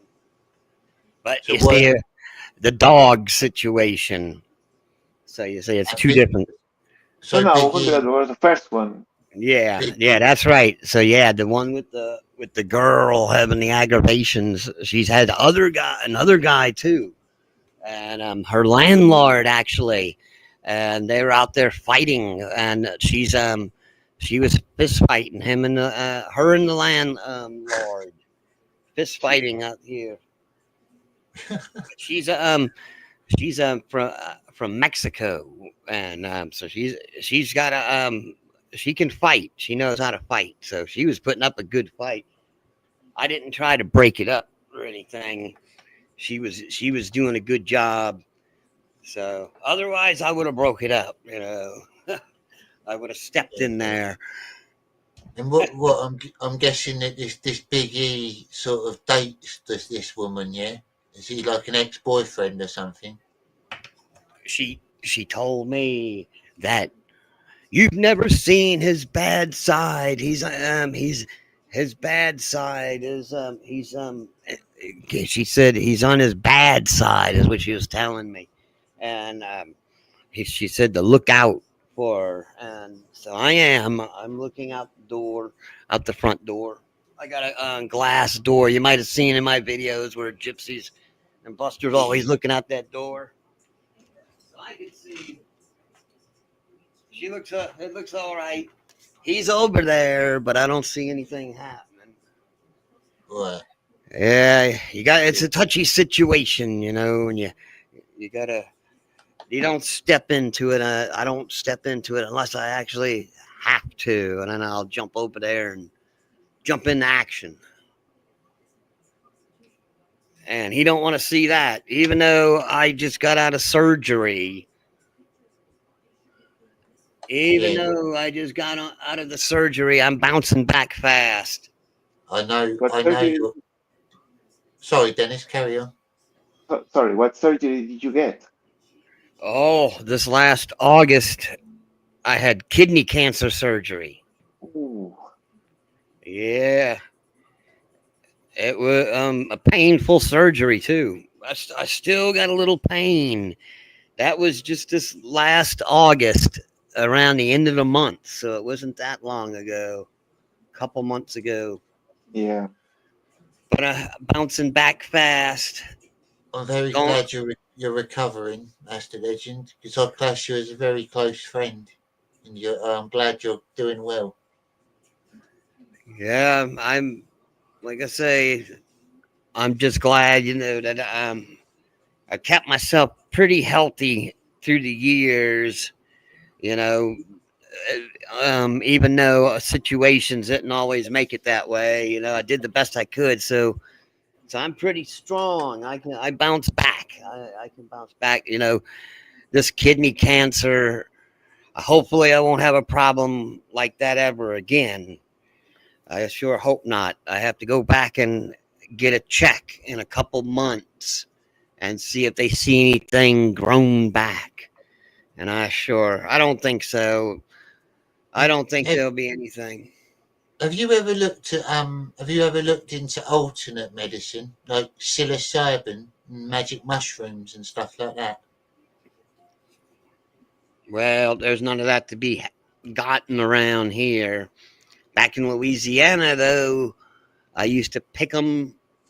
They'd be growing all over the place. We were little kids eating the mushrooms back then, going into a real cartoon world. Yeah. And we didn't just do one or two. We did big time batches and boil up the juice, and it'd be like black. It would be so powerful and concentrated. Yep. You had to be able to stomach that. I've done quite a few magic mushrooms. I usually just swallow them and drink something at the same time. Just swallow them quick so you don't taste it. I just get a Yeah. handful and just. I used to do it that way too. Did all kind of ways, even the dried mushrooms, and then boiled. When we boiled them, that was pretty good because we made sure that got rid of all the impurities, and there is some fungus and all that there, and it's out the cow turd, So, and then we'd get some Tang or some of that Kool-Aid mix and just really put a whole lot of it on there, and then put it on ice, and then it'd be like almost like a syrup, and then just put it on ice and guzzle it on down. And about a half hour later, Yeah, it kicks in when it kicks in. He likes that earthy shit taste. Well, I tell you, that flavor is one you'll never forget. That flavor, that's for sure. But on my ways to school, a lot of times we'd be taking the cow pasture, cutting through the cow pasture on our way to school, and I'm talking little kids. We're young kids, like 8, 9 years old, doing mushrooms, and that's what we used to do. Like you saying, I'd get a mushroom and just take a little piece and tip it on my tongue and swallow it like a pill, and another one, and another piece, and until I've done about maybe 8 mushrooms, and that usually, but they're good size ones, and that usually did the trick right there. And then we'd go to school and hallucinate, and only the friends that were on the mushrooms, we all knew we were on them. Yeah. It was like we could tell too at school, because some of the other friends, we didn't know they were going to do mushrooms, but we could just look at them and we could tell, and they go, yeah, I'm on the mushrooms too. And then we'd be laughing. We could just, like, a psychic sense comes along with those mushrooms. I find that it affects different people in very different ways as well. People that I've done it with have had different. You all get sort of. It's very rare to have a shared experience unless you're sort of all on the same dosage.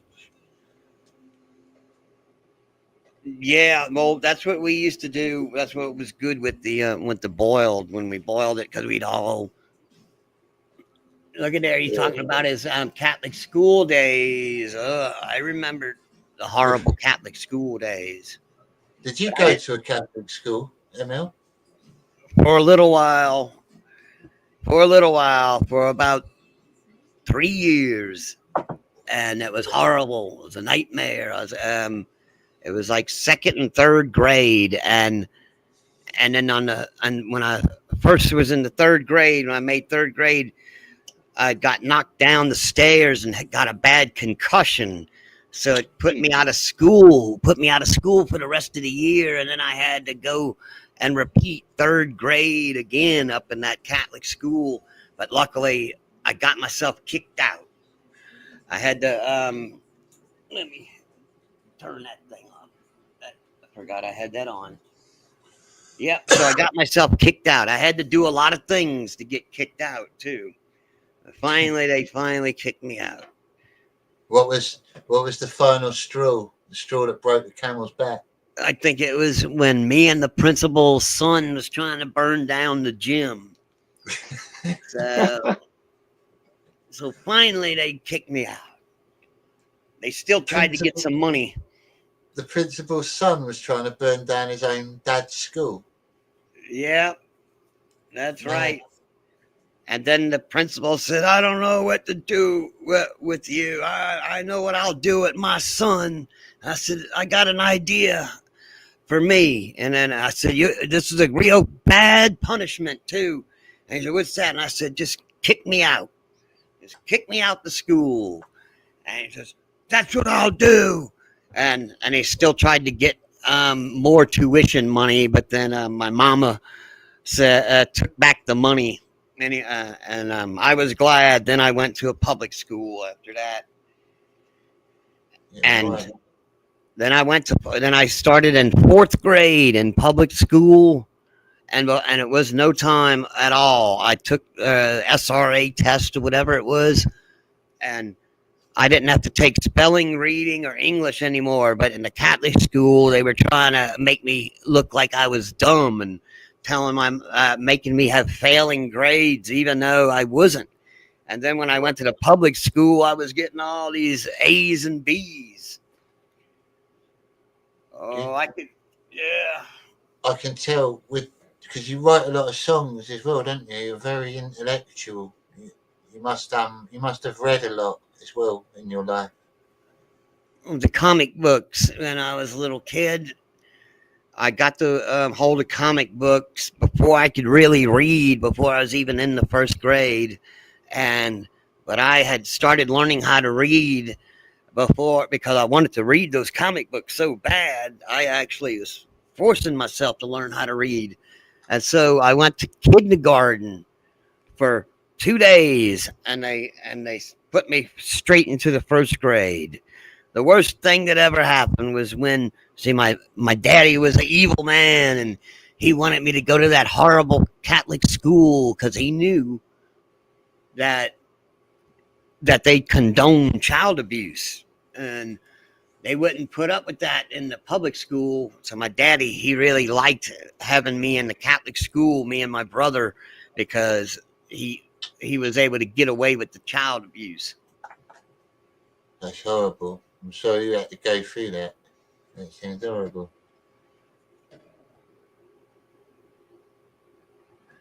The Catholic. Yeah, he says that the Catholic school made him advanced in the public school, but the Catholic school going to kick him out for the grades. Yeah. Yeah, it was horrible. It was a horrible place. Gypsy, what's going on? Let me go shut her up. Was your school Catholic, Dennis, when you were in your Yes, first? I did secondary school in a Catholic school, but my experience wasn't that sad. There was no such thing as you were one of the bodily lucky punishment. ones. Like, yeah, no, I did not experience such trauma. To be fair, I had really good professors there, good teachers. Good. Mostly the last few years were fascinating, really. So yeah, no, my experience was, I would say, the opposite. Right, because I've never been to a Catholic school. It was always Protestant schools I went to, mainly Oh yeah, English Protestant Church of England. It's interesting the differences that they put, how they focus on the religions differently in different yeah. schools. I don't know. Maybe it was the case in uh, my school. Most of the teachers were just were not religious, and the ones that were religious were of a brotherhood, were not priests, but Right. separate congregation in between, um, which is a congregation that's all over the world, which is La Salle, La Salle, double L, um, like this. You can see in the chat. And they're all over the world, but they're brothers. They are a brotherhood, not priests directly. They don't give I get mass or you. anything like that. Yeah. They were also very careful with who they were choosing as teachers in their school. So yeah, it was a pretty good experience. Good. Is everything all right there, Master Legend? Yeah, I'm all right. I was shutting the door. I'm listening, I was shutting the door so Gypsy don't keep barking. I was just making sure you were all right because you went Yep, quiet. I'm okay. I'm just listening to him tell the story. Yeah, good. It's interesting, like how we've all had very different experiences. Like my school was quite strict. It was obviously wasn't a Catholic school, but the teachers were very strict when I was growing up. They could still hit you, sort of. They could still get away with stuff like that. Obviously, they can't do that now because they'll just get fired instantly and probably put in prison. Oh, I hope so. Oh, sorry about that. That's all right. Carry on, Master Legend. What were we going to say? I said, I hope they get thrown in prison. That's what I was hoping, because there was some evil things happened up in the Catholic school when I was there. They tried to do some stuff to me. The altar boys. It was weird. I remember there was a guy named Ricky. His name was Ricky, and I met him when we were young little kids there, and at first, me and him, we were to joke around, class clowns. Together, we were like the team of class clowns. All of a sudden, they made him an altar boy and something weird. He became a whole different person, and he didn't talk to no one anymore. No more laughing. No more telling jokes. Later on, I found out, the priest was the altar boys. He was doing dirty things was going on. Vile, that is. Disgusting. Yeah. Especially using like a religion to hide behind. Because you're going to get vulnerable people coming to you, aren't you, when you're a priest or whatever. It's kind of it's a really bad abuse of your power. Same with like police that do it as well. Like police that do sexual assaults and things. It's like people are meant to trust you. You're meant to be like the pinnacle of trust. Yep. He tried to get me to be an altar boy, but there was no way. I said, "Oh no, I can't stay after school." And Good move. I sure didn't want to, for sure. Anyway, I didn't even want to, but then I found out later it was a good thing. Yeah. I was wondering what could have happened to my friend Ricky. There was your psychic intuition warning you, Master Legend, your gut feeling. Yeah, and then those teachers were mean old hags. Mean hags. Horrible, snarling hags. They were the kind. Were they nuns? Were there nuns and priests there? I didn't see any nuns. These ladies, they acted like they were some nuns, but they sure didn't dress up in nuns' clothes. And I know they weren't nuns, but they had a priest. There was a church. It was a church right across the street, and we used to have to go there like twice a week, and over to the church. And they didn't have nuns in that church, and I didn't see any nuns in the school either. Just mean old hag, old mean women. They really hated me because I stood up to them. One time I said to this one, it was religion class, and I said, "You think you call yourself a religion teacher, but you don't know anything about the Bible." And she got so mad at me. She grabbed me and yanked me by my hair, pulling hair out of my head, and sunk her fingernails, her claws into my arms. Oh yeah, that's just one. That's just one time of the things that happened with them. What's that? I'm reading. Travis Parrick says John Lydon, that's the Sex Pistols lead singer, didn't take baths to turn off right. he made himself smell so he wouldn't get molested in school. Yeah, how about that? That was a good idea, I suppose. I guess so. Yeah, he wouldn't Me, have many friends. my idea is clunk him in the head with something. You know, I had another old guy tried to molest me when I was a little kid, and that's what I did. Clunked him in the head with a vase. I broke it over his head. Nice, good That's how shot. I handled it. Yeah, Classic move. That is a vase. yeah. But I was a fighting kid. You know, I come from the abusive family, so they weren't getting some unsuspected little kid, you know, innocent little kid that, you know, I had already come from abusive family. And what area was it? You said you grew up in, ML? What part of America?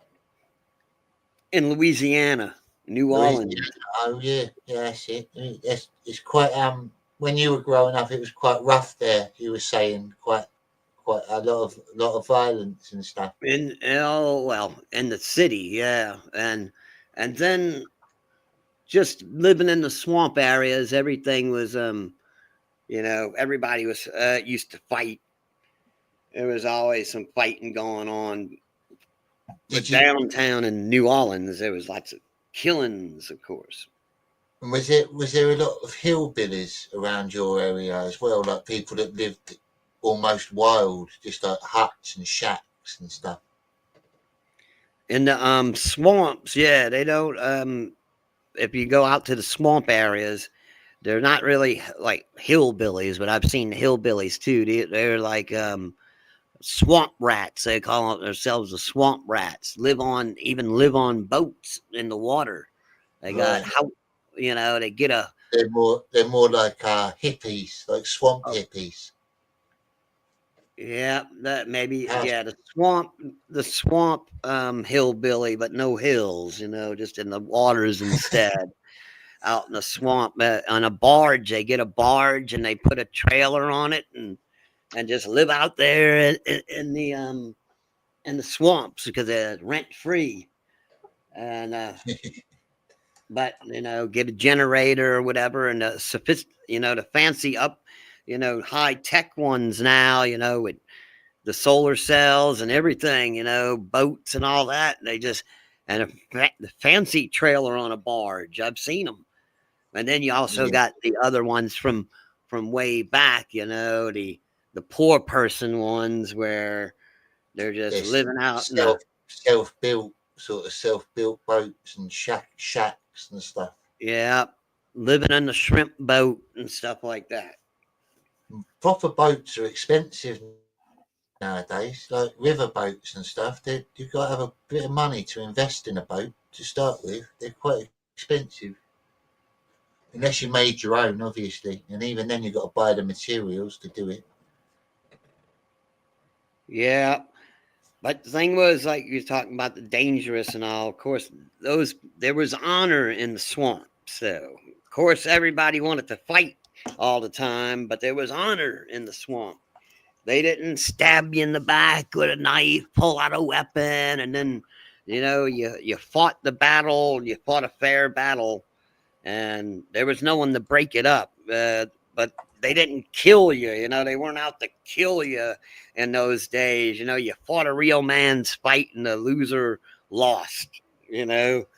But these days, of course, especially where I live now, in ghetto area, they don't want to fight. They won't fight a real man's fight. They just want to get a gun if they can. A stolen gun is always. I had someone offer to sell me some guns the other day. $160. I can get me a stolen gun.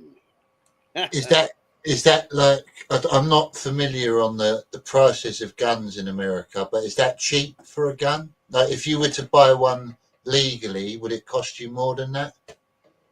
I'm sure well, yeah, around that you could get a real cheap.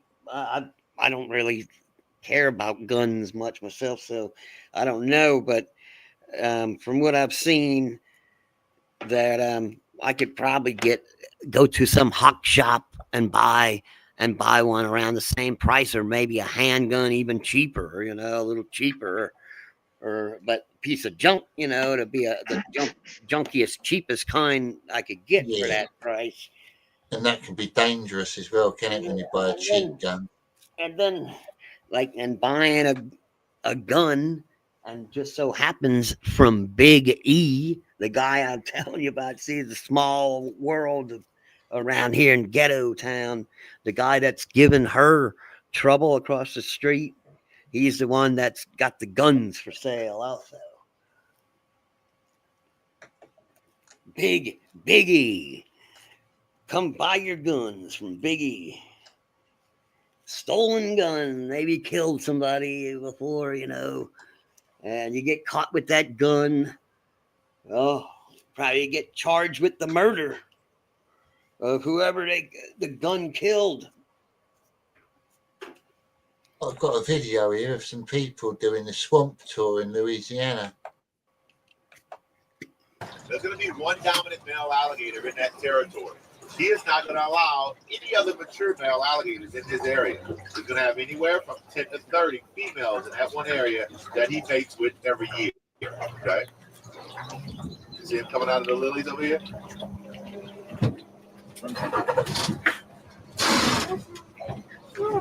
Did you Did you see a lot of alligators growing up, ML? Oh yeah, I used to swim in them kind of waters.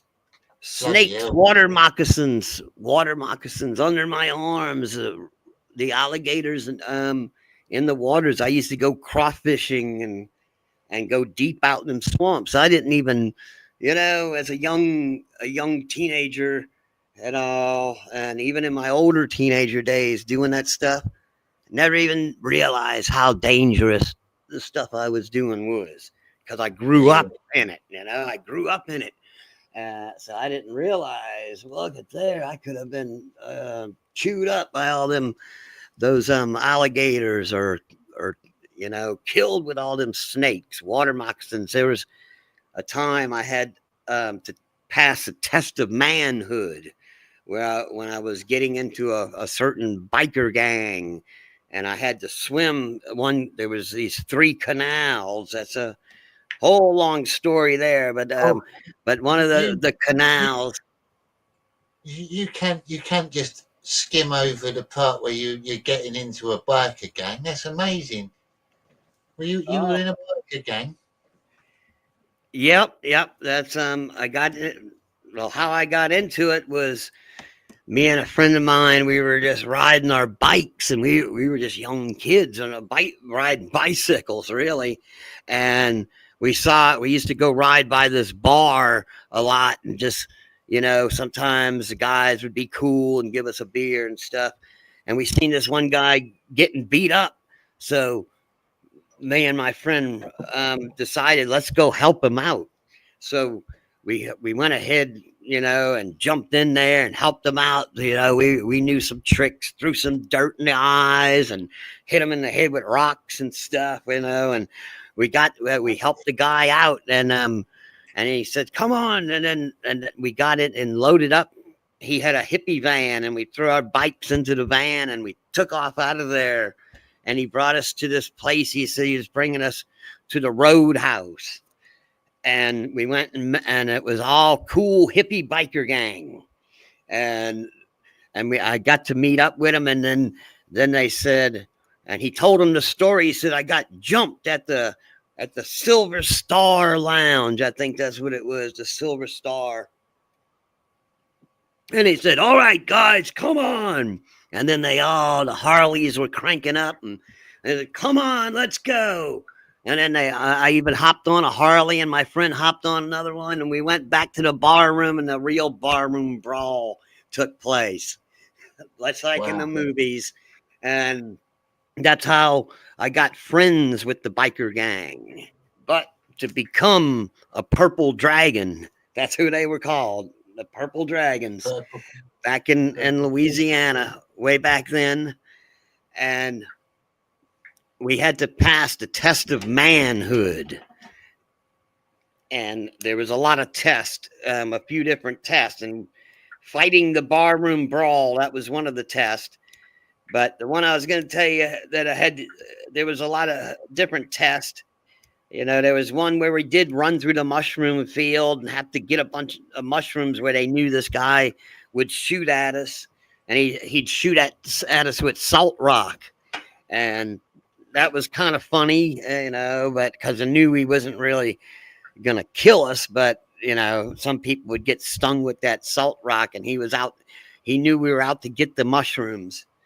But then there was the 3 canals of death I had to go through, and one of them, there was this canal, they were like next to one another. So the first one, it was all kinds of poison ivy and sticker bushes you had to get through and swim through the canal.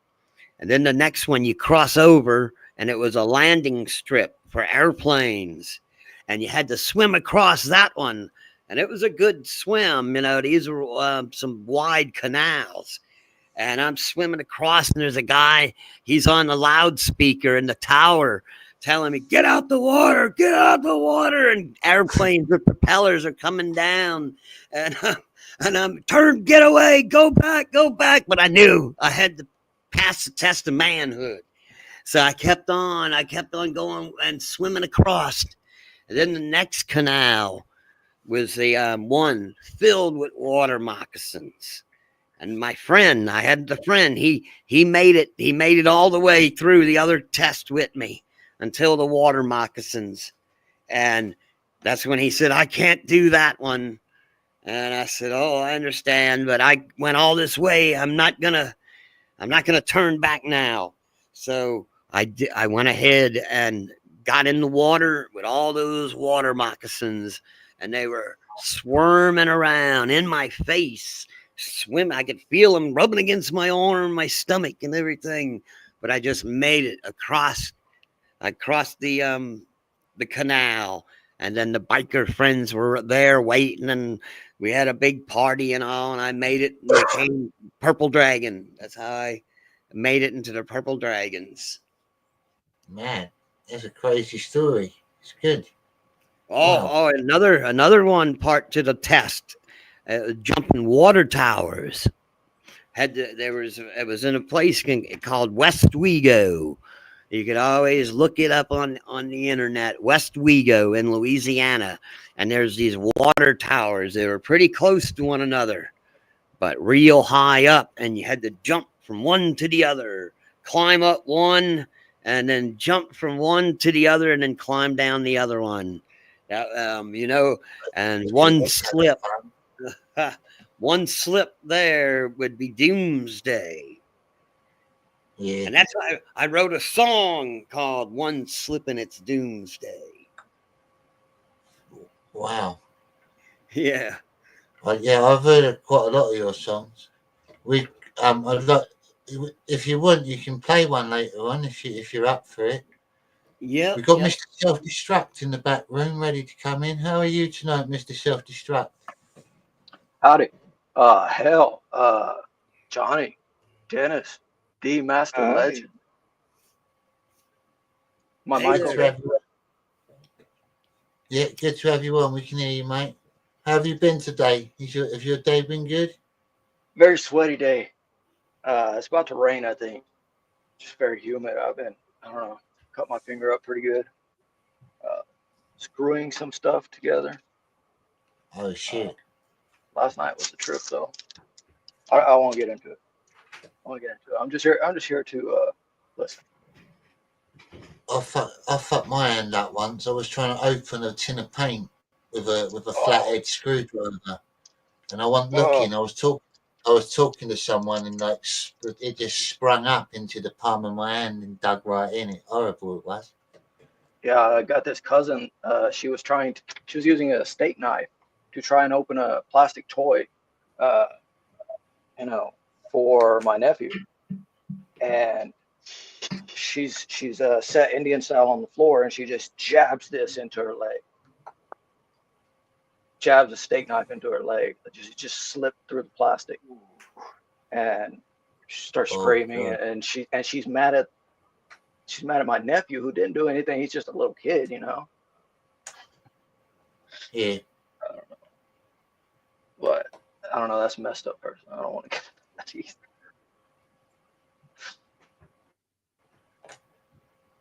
Yeah, no. No, I'm enjoying. I'm we enjoying were the stories. Biker gangs now. We were talking about Louisiana before you come in. You were watching anyway, weren't you? I went to the other room for just a minute. Yeah, there's some Alligator right here. This is He's got about doing a tour. It's like a boat tour. I don't know what we see on it. 4 inches right there. He's about 4 feet. He's about 4 years old. And everything this little alligator needs to hunt is above the water right now. His eyes, his nose, and his ears. They can hear, see, and smell very well. Now, when it gets a little bit closer, you can see all the little ridges along this alligator's back. That's what's called scoops. Each one of those scoops has a fat cell underneath it. All their blood vessels run around each one of those scoops. That's how they regulate their body temperature. That's their solar panel. Okay? That's why you see alligators and crocodiles sitting out on logs. They're just trying to warm their body temperatures up. Because alligators have to keep their body temperature right at 75 degrees. If their body temperature gets below that, okay, food can sit in their stomachs and rot. They can kill them. They get a type of food.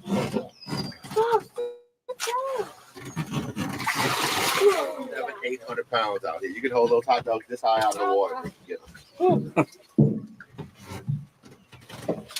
We have about 12 of them out here that we see. That's over 12 feet. Okay.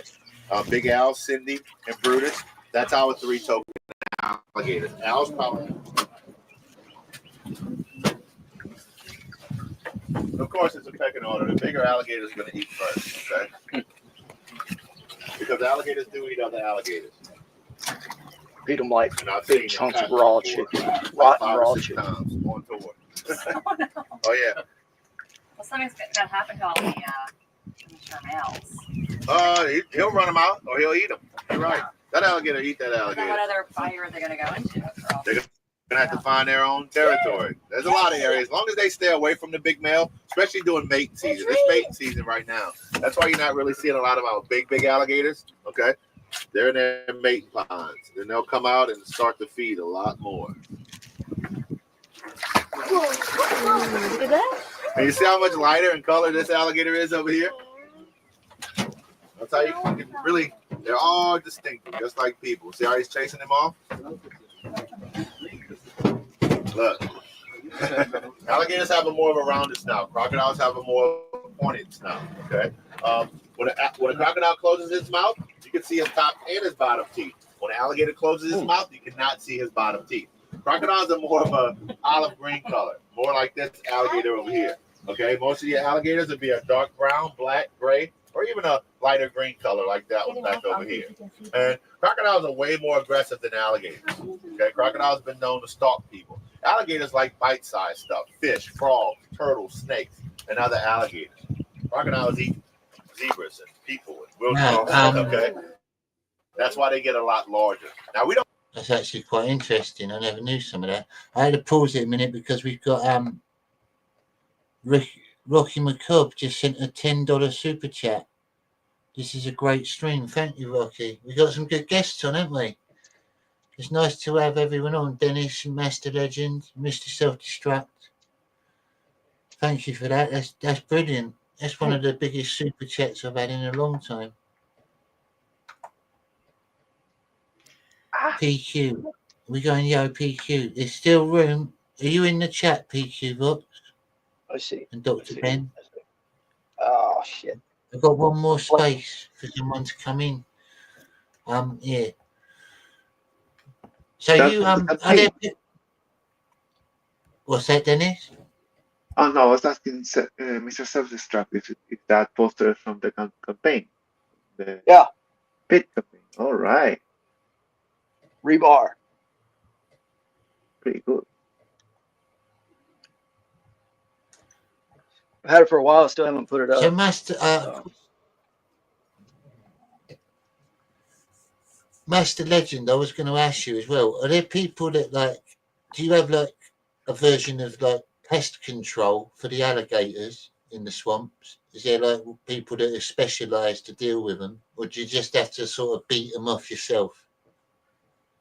Beating off alligators. Yeah, well, Florida has plenty of alligators too, but nobody really does anything except some people hunt them and they just shoot them or catch them with some kind of bait, and people eat them. I don't like alligator. I tried it one time. It's disgusting. I didn't like it at all. Tell you the truth. Some people eat shark as well. I imagine alligator tasting a bit like that, a bit chewy, rubbery. I can't remember what jerky I had. I guess it was gator jerky. It was very spicy. It wasn't, extremely chewy or anything, but it had a natural spice to it. It was a little strange, but it's good. Very ambitious. Sorry. Ambitious. Yeah. What would be the issue with alligator meat, or the taste, the texture? What's the legend? Oh, you see, they make it different ways. You can get all kind of different ways. So the way I had it, it was alligator chili, which they called alligator pecan back in Florida. No, it was Louisiana. That's right, Louisiana. and then it got me sick to my stomach, real sick to my stomach, and I was throwing up. I mean, it was a weird type of sickness. I knew it. It was different. It wasn't just food poisoning. It's like kind of like I was maybe allergic or something to reptile. So I don't eat anything reptile at all. Ever since that, I never ate any reptile stuff before. And like people eat frog legs in Louisiana, and even around here, people eat frog legs. I would never eat that, or turtle. Oh no, turtle stew. I would never eat that.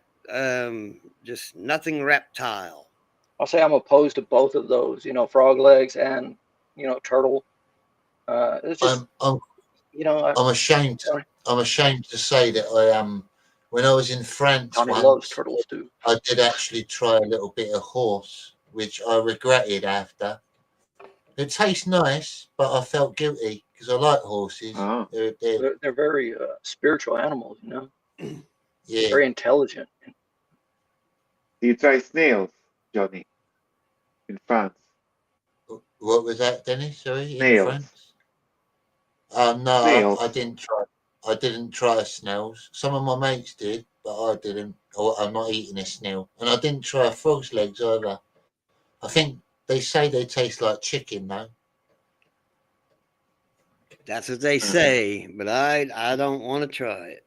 It just seems kind of cruel, Frogs are so small, and I mean, there's bullfrogs in it, and they'll eat everything, right? But the turtles, it's like there's this story about, I guess, the Galapagos Islands or something. One of these massive beaches. Some of these islands, these sailors, they pulled up on one of the islands there, scurvy and whatever else, and they just wiped out an entire species of turtles because they're slow moving and they're right there in the sand. And just, hey, get another one, go get another one, go get it. Yeah. I mean, you have to survive. So if you had to, I get it, but wiping out a whole species. Well, I mean, we, as humans do that every day. That's what they say. Yeah, but it needs to be controlled, doesn't it? If you're going to be hunting creatures, you got to at least make sure they're mating at the right pace to keep up the population. Culling them's all right. Yeah, well, that's why people hunt, right? Deers. I mean, that's the logic behind it, because there's not going to be as much food in the winter. So that's hunting season, It's not going to be as much food in the winter. So some of these are just going to, a lot of them are just going to starve. They're going to starve to death during the winter. So, go hunt, hunting license, whatever. Supports whatever, God. Yeah. Okay, that was good. I think if I lived over there in America, I'd definitely try and live in a rural type of place. where you're allowed to hunt.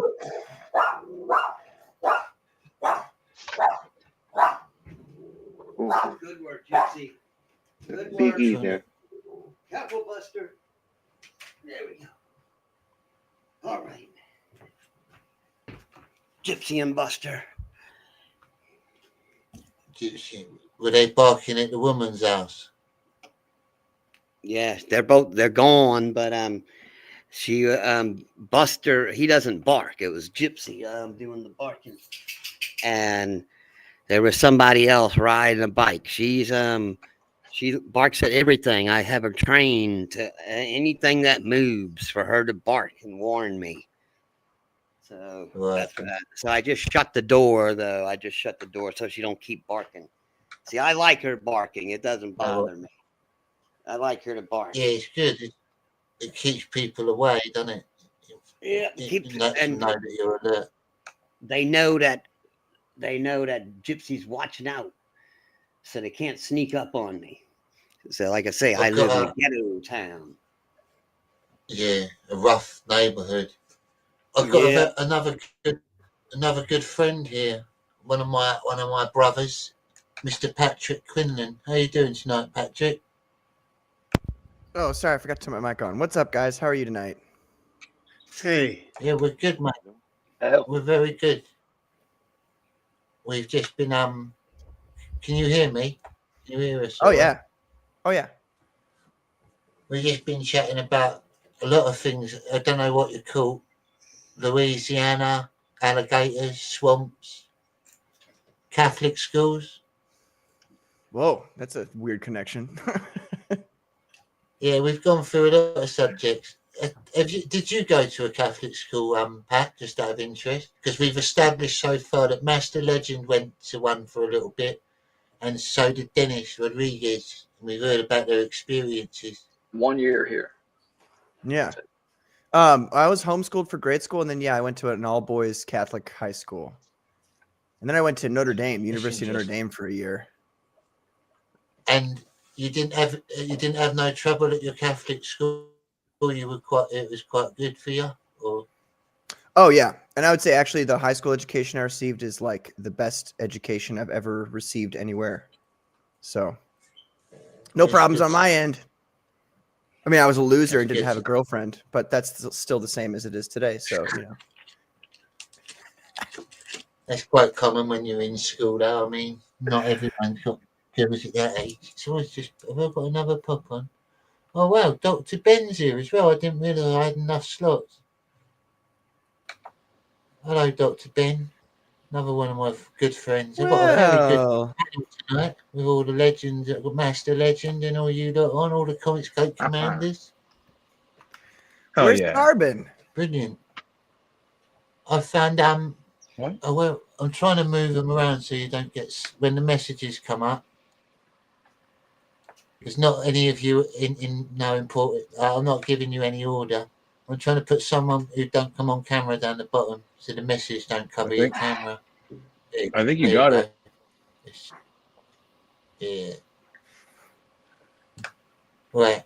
Yeah, I found a video here. New Orleans most dangerous hoods late at night. Hey, good.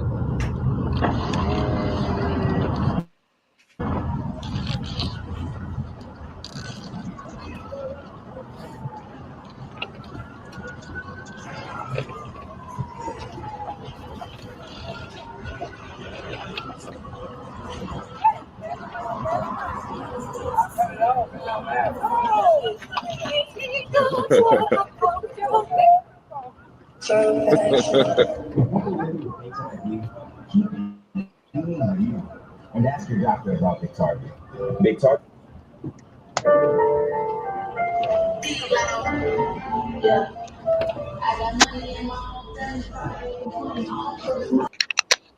All right. I don't know if anything actually happens. It looks quite quite quiet though, doesn't it? Yeah. Like, there's not many people around. Yeah, it's just parking lot, shotgun houses. The house style is called a shotgun house. Is there a lot of abandoned buildings in New Orleans as well? Since they had that big hurricane, the tsunami, Hurricane Katrina. I would imagine.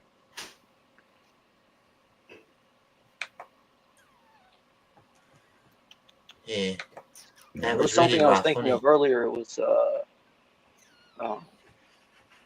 so Lil Wayne's deposition or something. I was wondering if you've seen that, Johnny. By the way, Mail and Mystery is great. That was great. Thanks, mate. Yeah, I released it. It's out now to the public. It was set to release earlier on during the show, so I've shared it Yeah, on just put that Twitter. on Twitter. Yeah. Have you seen that Lil Wayne's deposition? Or some little something, right? Some rapper. Lil Uzi Vert? Yeah, I don't follow Little Wayne. I'm not really a fan. This was like 2006. I don't know. It kind of became a slight meme or something. It's like effectively he just says the entire time to any question he's answered, "I do not recall." And I guess legally that works. I mean, and he looks like he's pretty damn high. Well, he's just kind of leaning back in the chair, like, "I do not recall." Just to everything. Every question is your name this and that, because he goes by Lil Wayne, but it's like, is your legal name this and that? It's like, I do not recall. And his eyes are fucking glazed over. And he got all his face tattoos and whatever he's got and everything. If I try to share a video, it won't have any audio.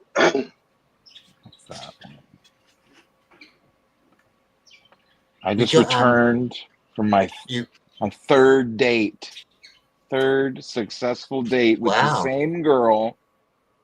First date, what did I do? Because I'm a fucking insane, crazy psychopath.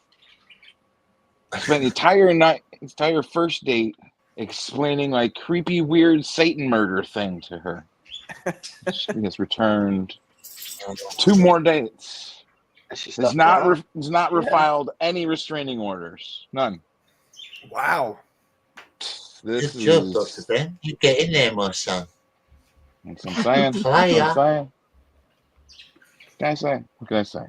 You're gonna have to be the guy who does the we're changing it from carbon advice dating advice with Carbon to dating advice with Dr. Ben. Oh man.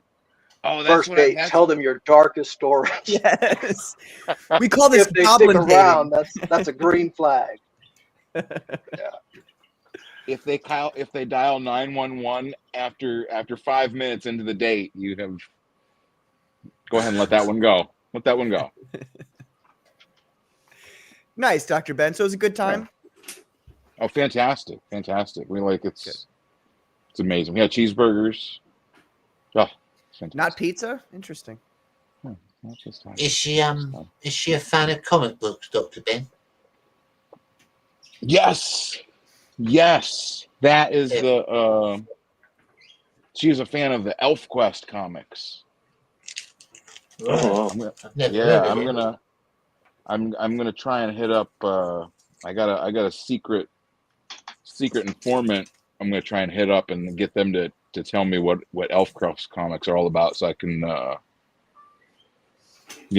have some kind of like obscure trivia knowledge to be like, oh yeah, well what about the tribes of the Ten Wolves? What about that? And she'll just be like, so You're speaking my I was just going to say as well. I was just going to say to me mate, Master Legend, just so you know, Master Legend, Dr. Ben there and Patrick Quinlan, they make comic books. They're actually creators. Patrick's a writer. He writes sort of comic. So far, he's released comic books with like communists in and stuff. It's quite good. Super mutants and things like that. And Dr. Ben is he does his own comics as well. His stuff is more. He's an artist, and I'll try and make it bigger. Ben. 2 seconds. Oh his yeah, stuff is well, more. look at there. Yeah, It's a bit more raw. That's some good artwork. From what I see there. There it is. Yeah. So, and girls And with big boobies. and Look at Dr. that. Ben, Yeah, and, Master and Legend. something else that might. Is he down in Sorry, Ben, I Louisiana? was going to say. That's what I want to ask him. I think we're on the same page here, Johnny. Master Legend, are you down in Louisiana now? Not now, no. No, I'm in okay. Arkansas. Basically. Right. I want I'm to in, find someone. I'll tell you the reason why. But you're familiar with New Orleans. Yep. They got ghost tours. Oh yeah, yeah. But how many It was in the ghost tours crypt. are there? I don't know how many they are. There used to be all kinds of ghost tours, but I never went on any of them. Tell you the truth, I never went. I used to I'm go to all these. They had these tours of graveyard tours, yeah, and gravy tours. that was pretty good, But they didn't have any ghost ones that I went on. They used to have these ghost tours, and I don't know if they actually, they just showed people these places and told them a story, about what would happen. Like I know about one there was this hotel room. They had to close that one hotel room down. It's in New Orleans, and no one could go in there because some guy killed himself in the hotel room. And no matter what mirror they put up, they could put a different mirror, and he hung himself in front of the mirror that was there.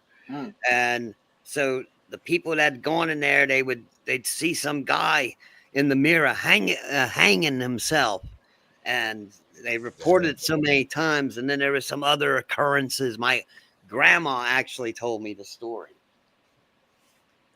Yeah. So no one would go in that. They shut that room down. So that's a hotel room that no one goes in. But you have been in a crypt yourself, right? Oh, yep, that's right.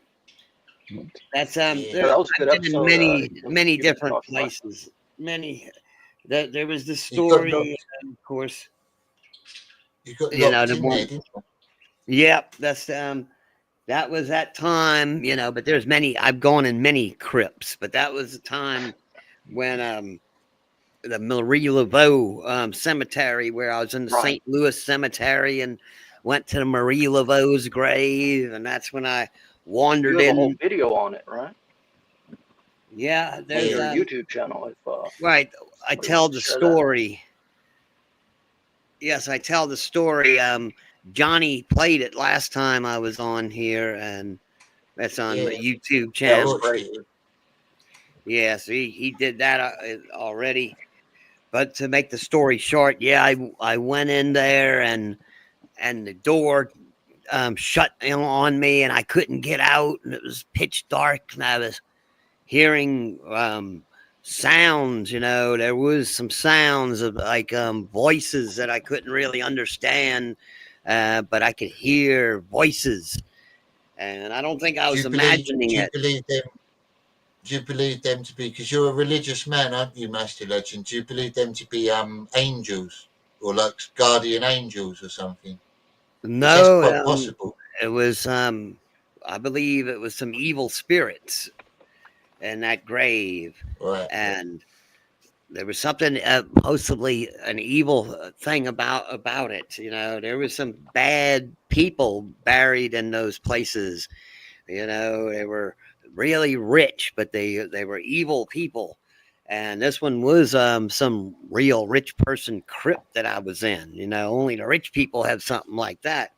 And yeah, so mausoleum. when I was trapped in there, they didn't like me going in there. But so they tried to trap me. The spirits shut the door on me and trapped me in there, and I could almost feel like, how you could sense what they're saying, even though you can't understand the words. It's like, you're gonna be trapped here forever.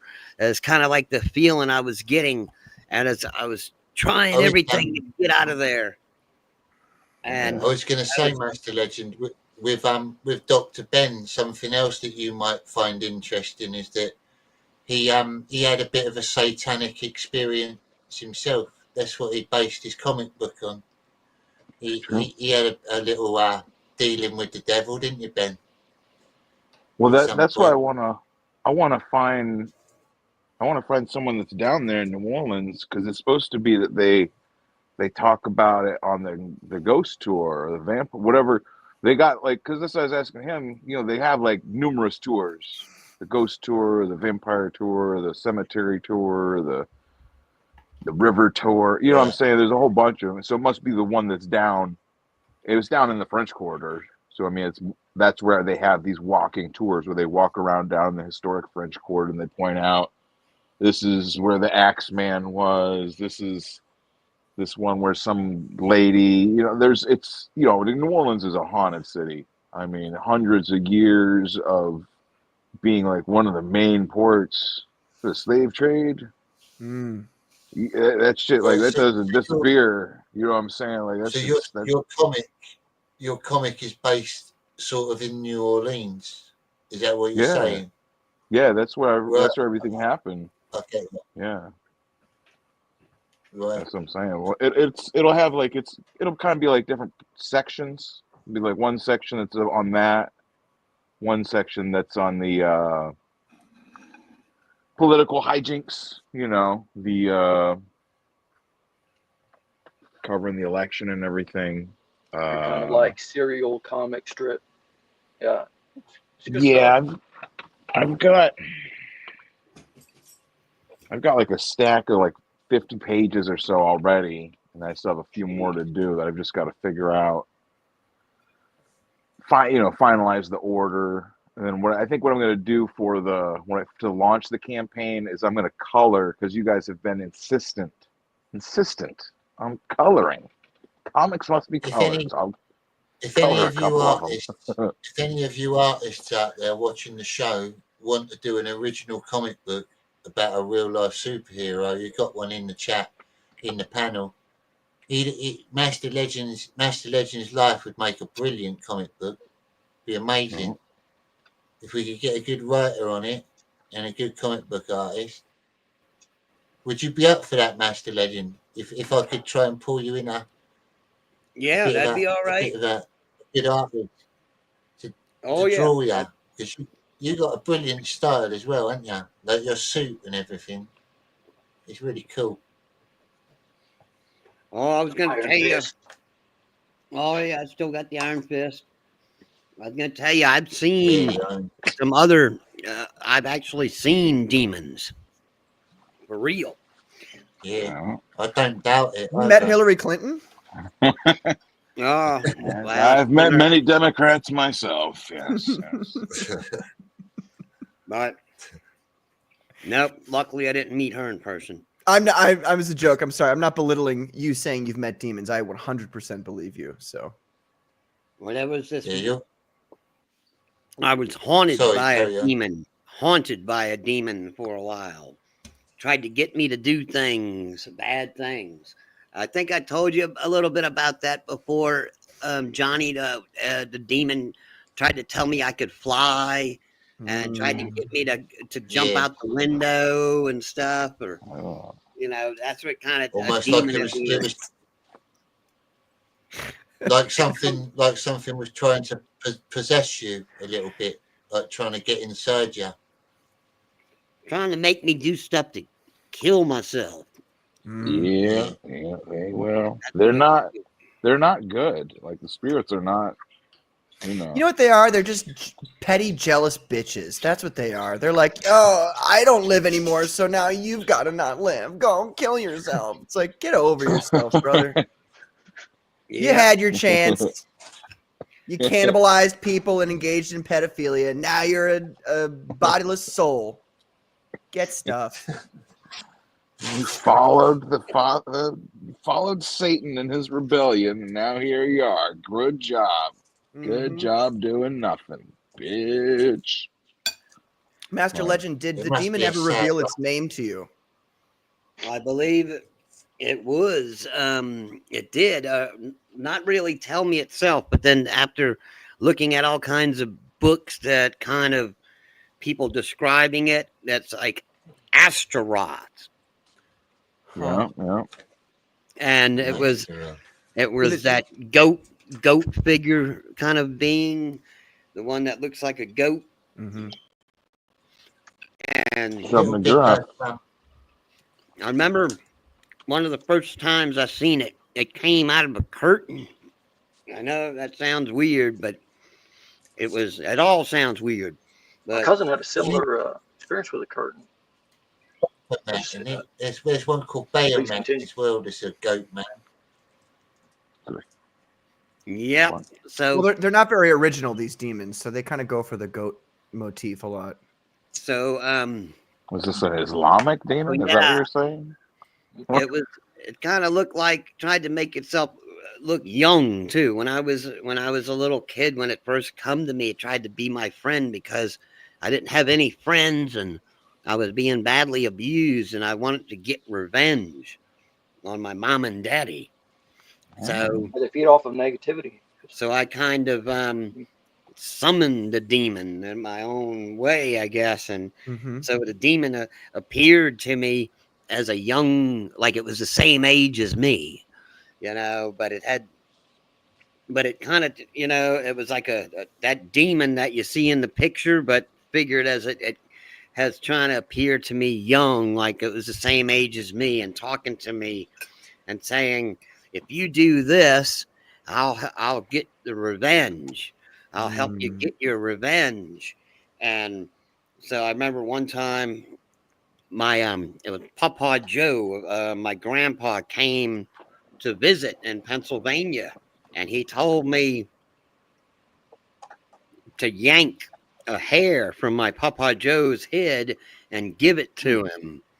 And I wouldn't do it. They said that's how demonic contracts are formed. And getting you to do one thing. So I wouldn't do it. There was no way I was going to do it, and it was right there. And then I was saying, Papa Joe, look, Papa Joe, look, and he wouldn't look, and I kept saying, look, and the demon was right there. And then after that, that's later on is when the demon tried to get revenge on me. There's a long story of how Master Legend had become Master Legend. There's a lot to it. When I talk about Metatron and all that, there's reasons. But like I say, really long stories behind it all. And like when I died the second time, a lot of things were revealed onto me. That's when I knew I had to become Master Legend. There's a lot more I have to do that the world, will see. The world doesn't. They think they seen the end of Master Legend, but only the beginning. That's a good story. Yeah, I agree. That's a good tagline too, especially for a comic book or something. You did have your story somewhat Amazon wokeified for a pilot or something, right? If people, that was all wrong. Yeah, it was not a true story. Yeah, but it went nowhere, right? No, it. So they don't own the rights to your name. There was a or pilot likeness or episode. anything, do they? There was a lot of pilots that year, and Amazon canceled everyone. I watched one of them because I pirated it on a platform called M4U3. You're not supposed to tell what platform you use, Johnny. On the site. I actually kind of liked little bits of it. Obviously, not all of it was true, but I knew roughly what bits were true because I'd already knew Master Legend by then. I've known him since like 2014, 2015. So I kind of got a feel of his character when I saw that. And I could tell that loads of it was just exaggerated, wasn't it, Master Legend? A lot of it, and made up for the show. It's just mostly completely lies. But yeah, that's what they just based it on my story. But then there were so many writers; they all wanted to put their own ideas into things, and just a stupid story made it a stupid story. Did they get any of the rights to your name, character, likeness, or any Anything like that? Just things like the superhero. I know that I dress up and ride around in the van and go out and help homeless people and stuff. You know, they got that part right. You know, the basic stuff there, but none of the family. I mean, like copyrights or anything. Did you sell them any rights to your image or no. anything like that? Nope, I have my own copyright. Luckily, Somebody here in our little group, in our little circle of the internet here, somebody could write a great script and draw a great little book. And I mean, or little, large, or series of books. Yeah. Master Legend could co-write it with a good writer, and you could actually go into business based on a true story. Yep. And it won't. Yeah, none of that stupid stuff they did. I tell you, they were really stupid. I'm glad that the show got canceled. Actually. Yeah, I get that. Yeah. You see so much crap out there. You know? When you've sure, been I out could have used the money on as many patrols and stuff, like because you actually used to patrol the streets in Miami and stuff, didn't you, Master Legend? So you must have a lot of stories to tell, just from the people you in come Orlando. across. In Orlando, yeah, I was in Orlando. Where I made front page news. I got a certificate of commendation for saving people's lives. Became an honorary deputy. You know, I went to jail. Even got the jailhouse stories too, and beating up the child molester. I had attempted murder charge on me. Nice. For beating up the child molester. Nice. And some of Did you give him the iron fist? Did you iron fist him? You fisted him. I didn't use the iron fist. He can't smuggle that in the jail.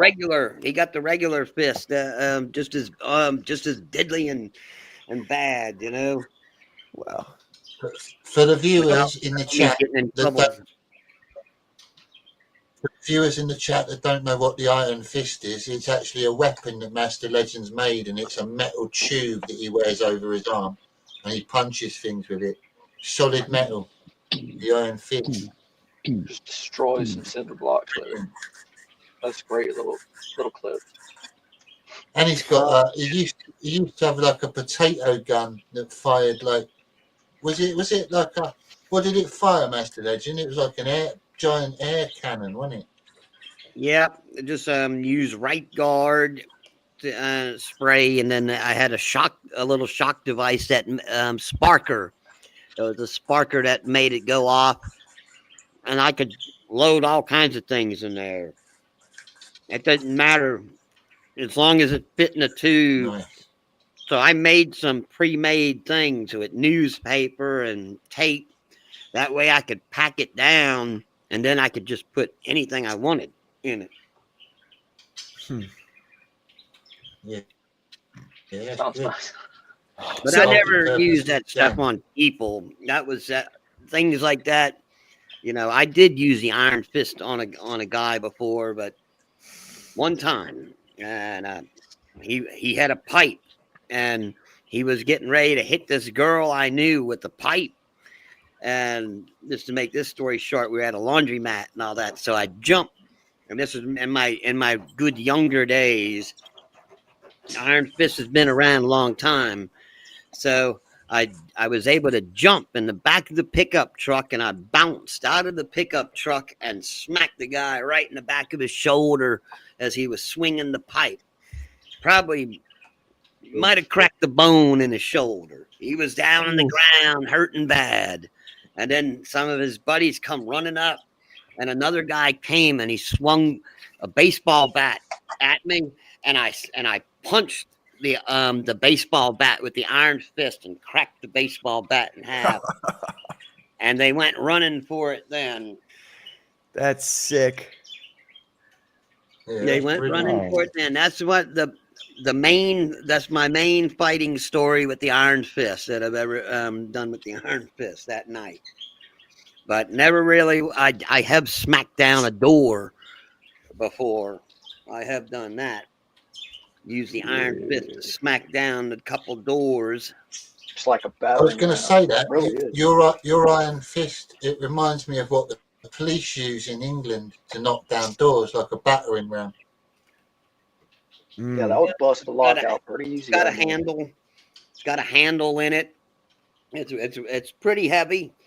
You made it in high school, did you say? Trade school in welding. Trade school. Okay. Yeah. I'm gonna go You've had grab it it. since then. That's a brilliant story. I'll go grab it real quick. I got it in the bedroom. I keep it next to me in the bed, by the bed, next to the gun too. Yeah. I also next to the shock device. Are you going to show us? Are you going to show us yourself wearing it, Master Legend?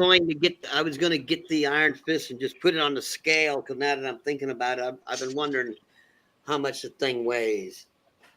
Right back. Yeah, all right, gentlemen, I think I have to say good night. Got a big day coming. Oh, you gotta It's go? been a pleasure. Yeah, need to go. Thank you, Oh, good to Dennis. see It you. is 2 a.m. here. Thank you for your membership that you bought as well. That's brilliant. Thank you, Oh, mate. my pleasure. Thanks very much. Take care and say goodbye to Master Legend for me. Bye. Nice Take to care. see you, Bye-bye. Dennis. Nice to see you too. Bye. Bye. Adios, amigo. Yeah, Dennis is like it a was- it's legend been of your really chat, isn't he, interesting chat. Johnny? Yeah, the chat loved Dennis. He's nice. He's a chilled out guy. He's quite intelligent. He's always got a good opinion to put across as well. He doesn't talk much, but when he does, his points are interesting. Mm-hmm. Okay. He's a Which is doctor, good. right? All right. I think so. I think you said that one time. Yeah, he's like a lecturer or a professor of something. I can't quite remember what. I'll have to ask him next time. Yeah. Where you at, Apple Pits? Okay, LOP. I weighed the iron fist. It's just about 8 pounds. Wow. Jeez. Wowee. I could just picture that crashing into someone's face, with all your force behind it too. Just Oh yeah, back in. oh. I'm getting back in order again. I'm getting myself back in Dennis said order. goodbye as well. Adios. Okay, I'll see you. Oh, Yeah, I'm just saying bye to Dennis.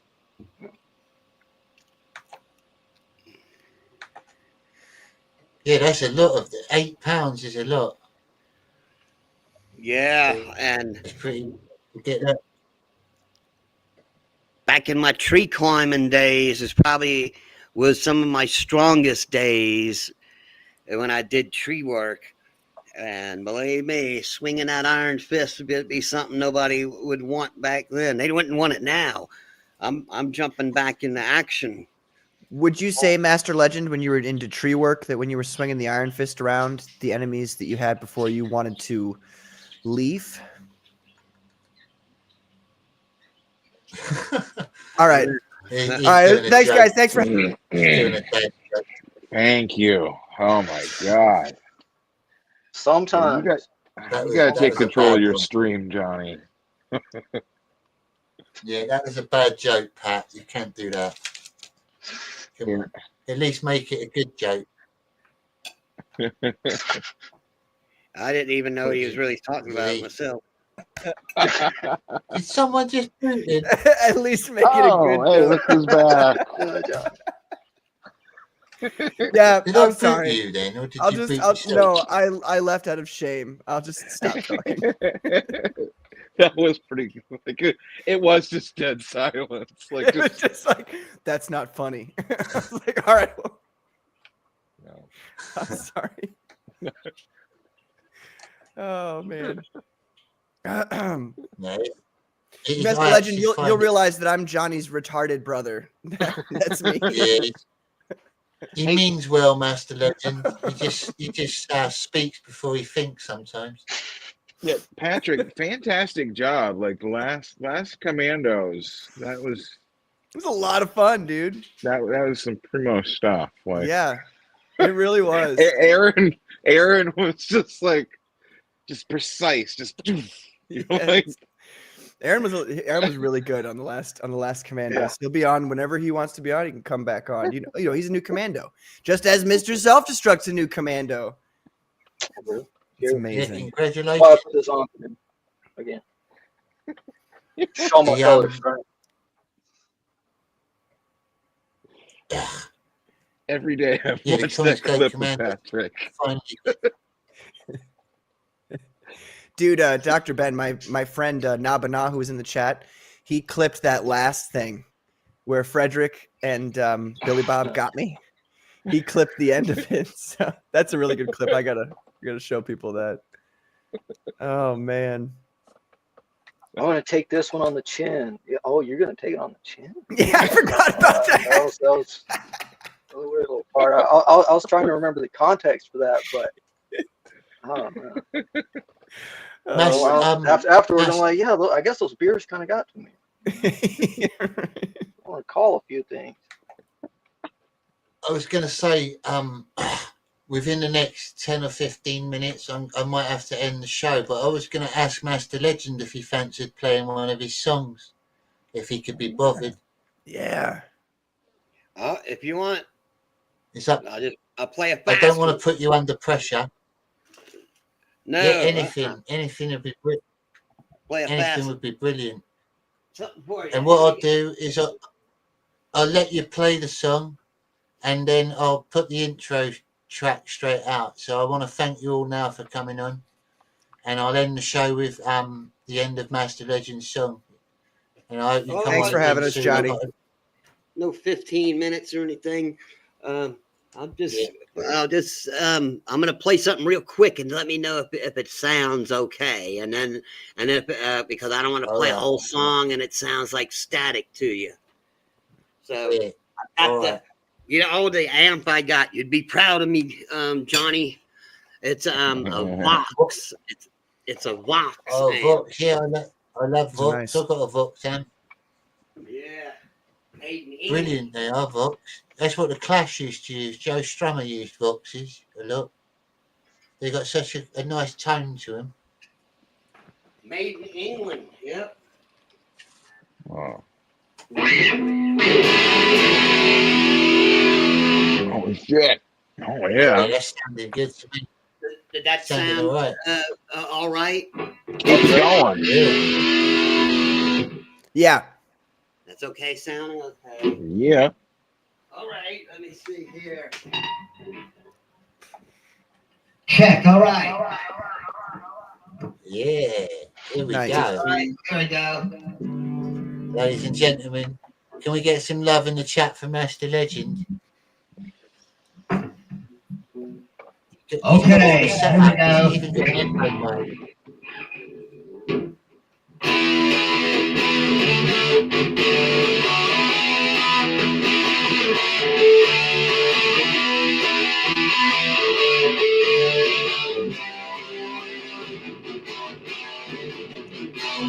She wants to see it. She wants to see it. It's what she says. She wants to see it. She told me to pull it out tonight.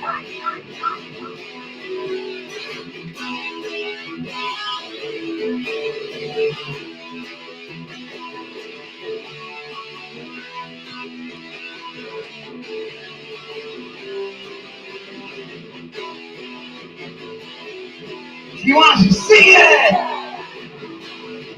She wants to see what it looks like. She wants to see it in all its glory tonight.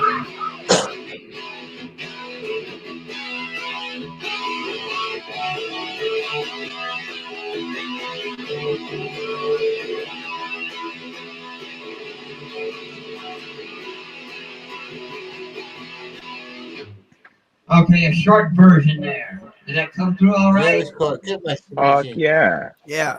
Good. It was good. Nice. Okay, Yeah. good. Here we go. There's a better one I've been working on.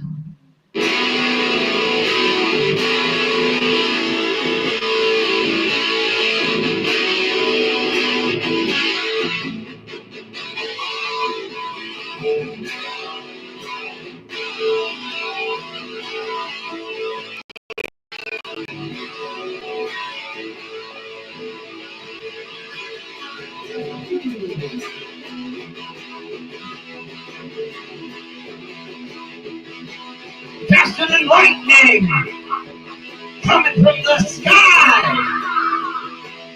Fighter of evil, heed the cry.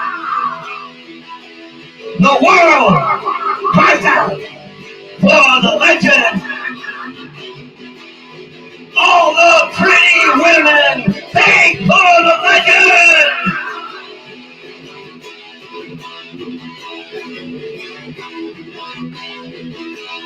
Evil forces coming to fight. Earthquakes and thunder. Blood red night. The legend will destroy the enemy. The evil will be destroyed by the legend.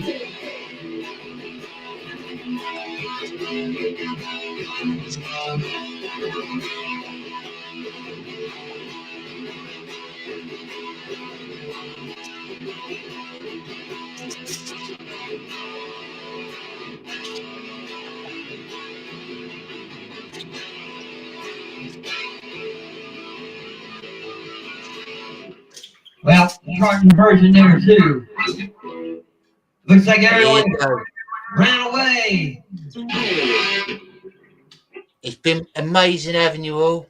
Thank you for coming on tonight. Thank you, Master Legend. Thank you, Patrick, Mr. Self-Destruct, Ben, Dennis. Love you all in the chat. Take care.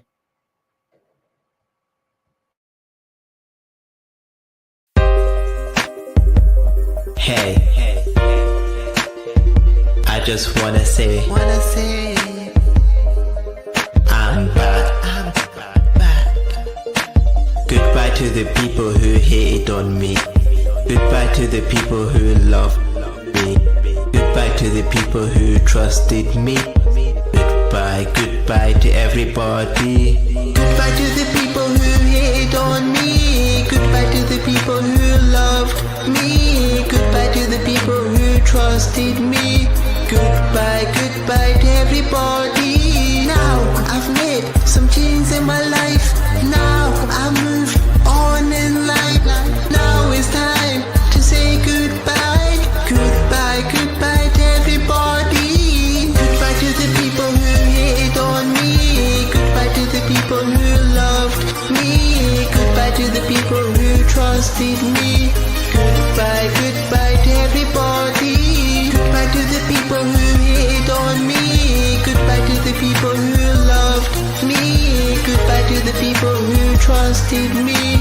Goodbye to everybody. I'm thinking deeply right now. My life without you, it's like wow, but I don't know how to explain this. I don't know why it's happening to me, but I just realize you're not the person you used to be.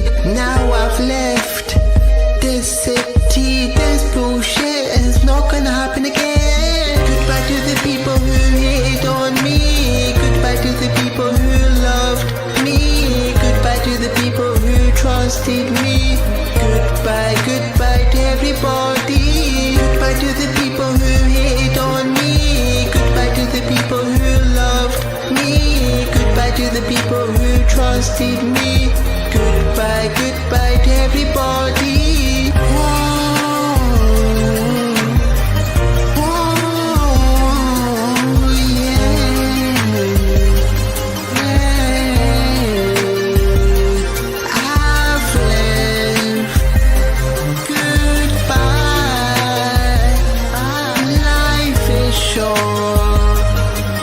Life is short. Don't waste time.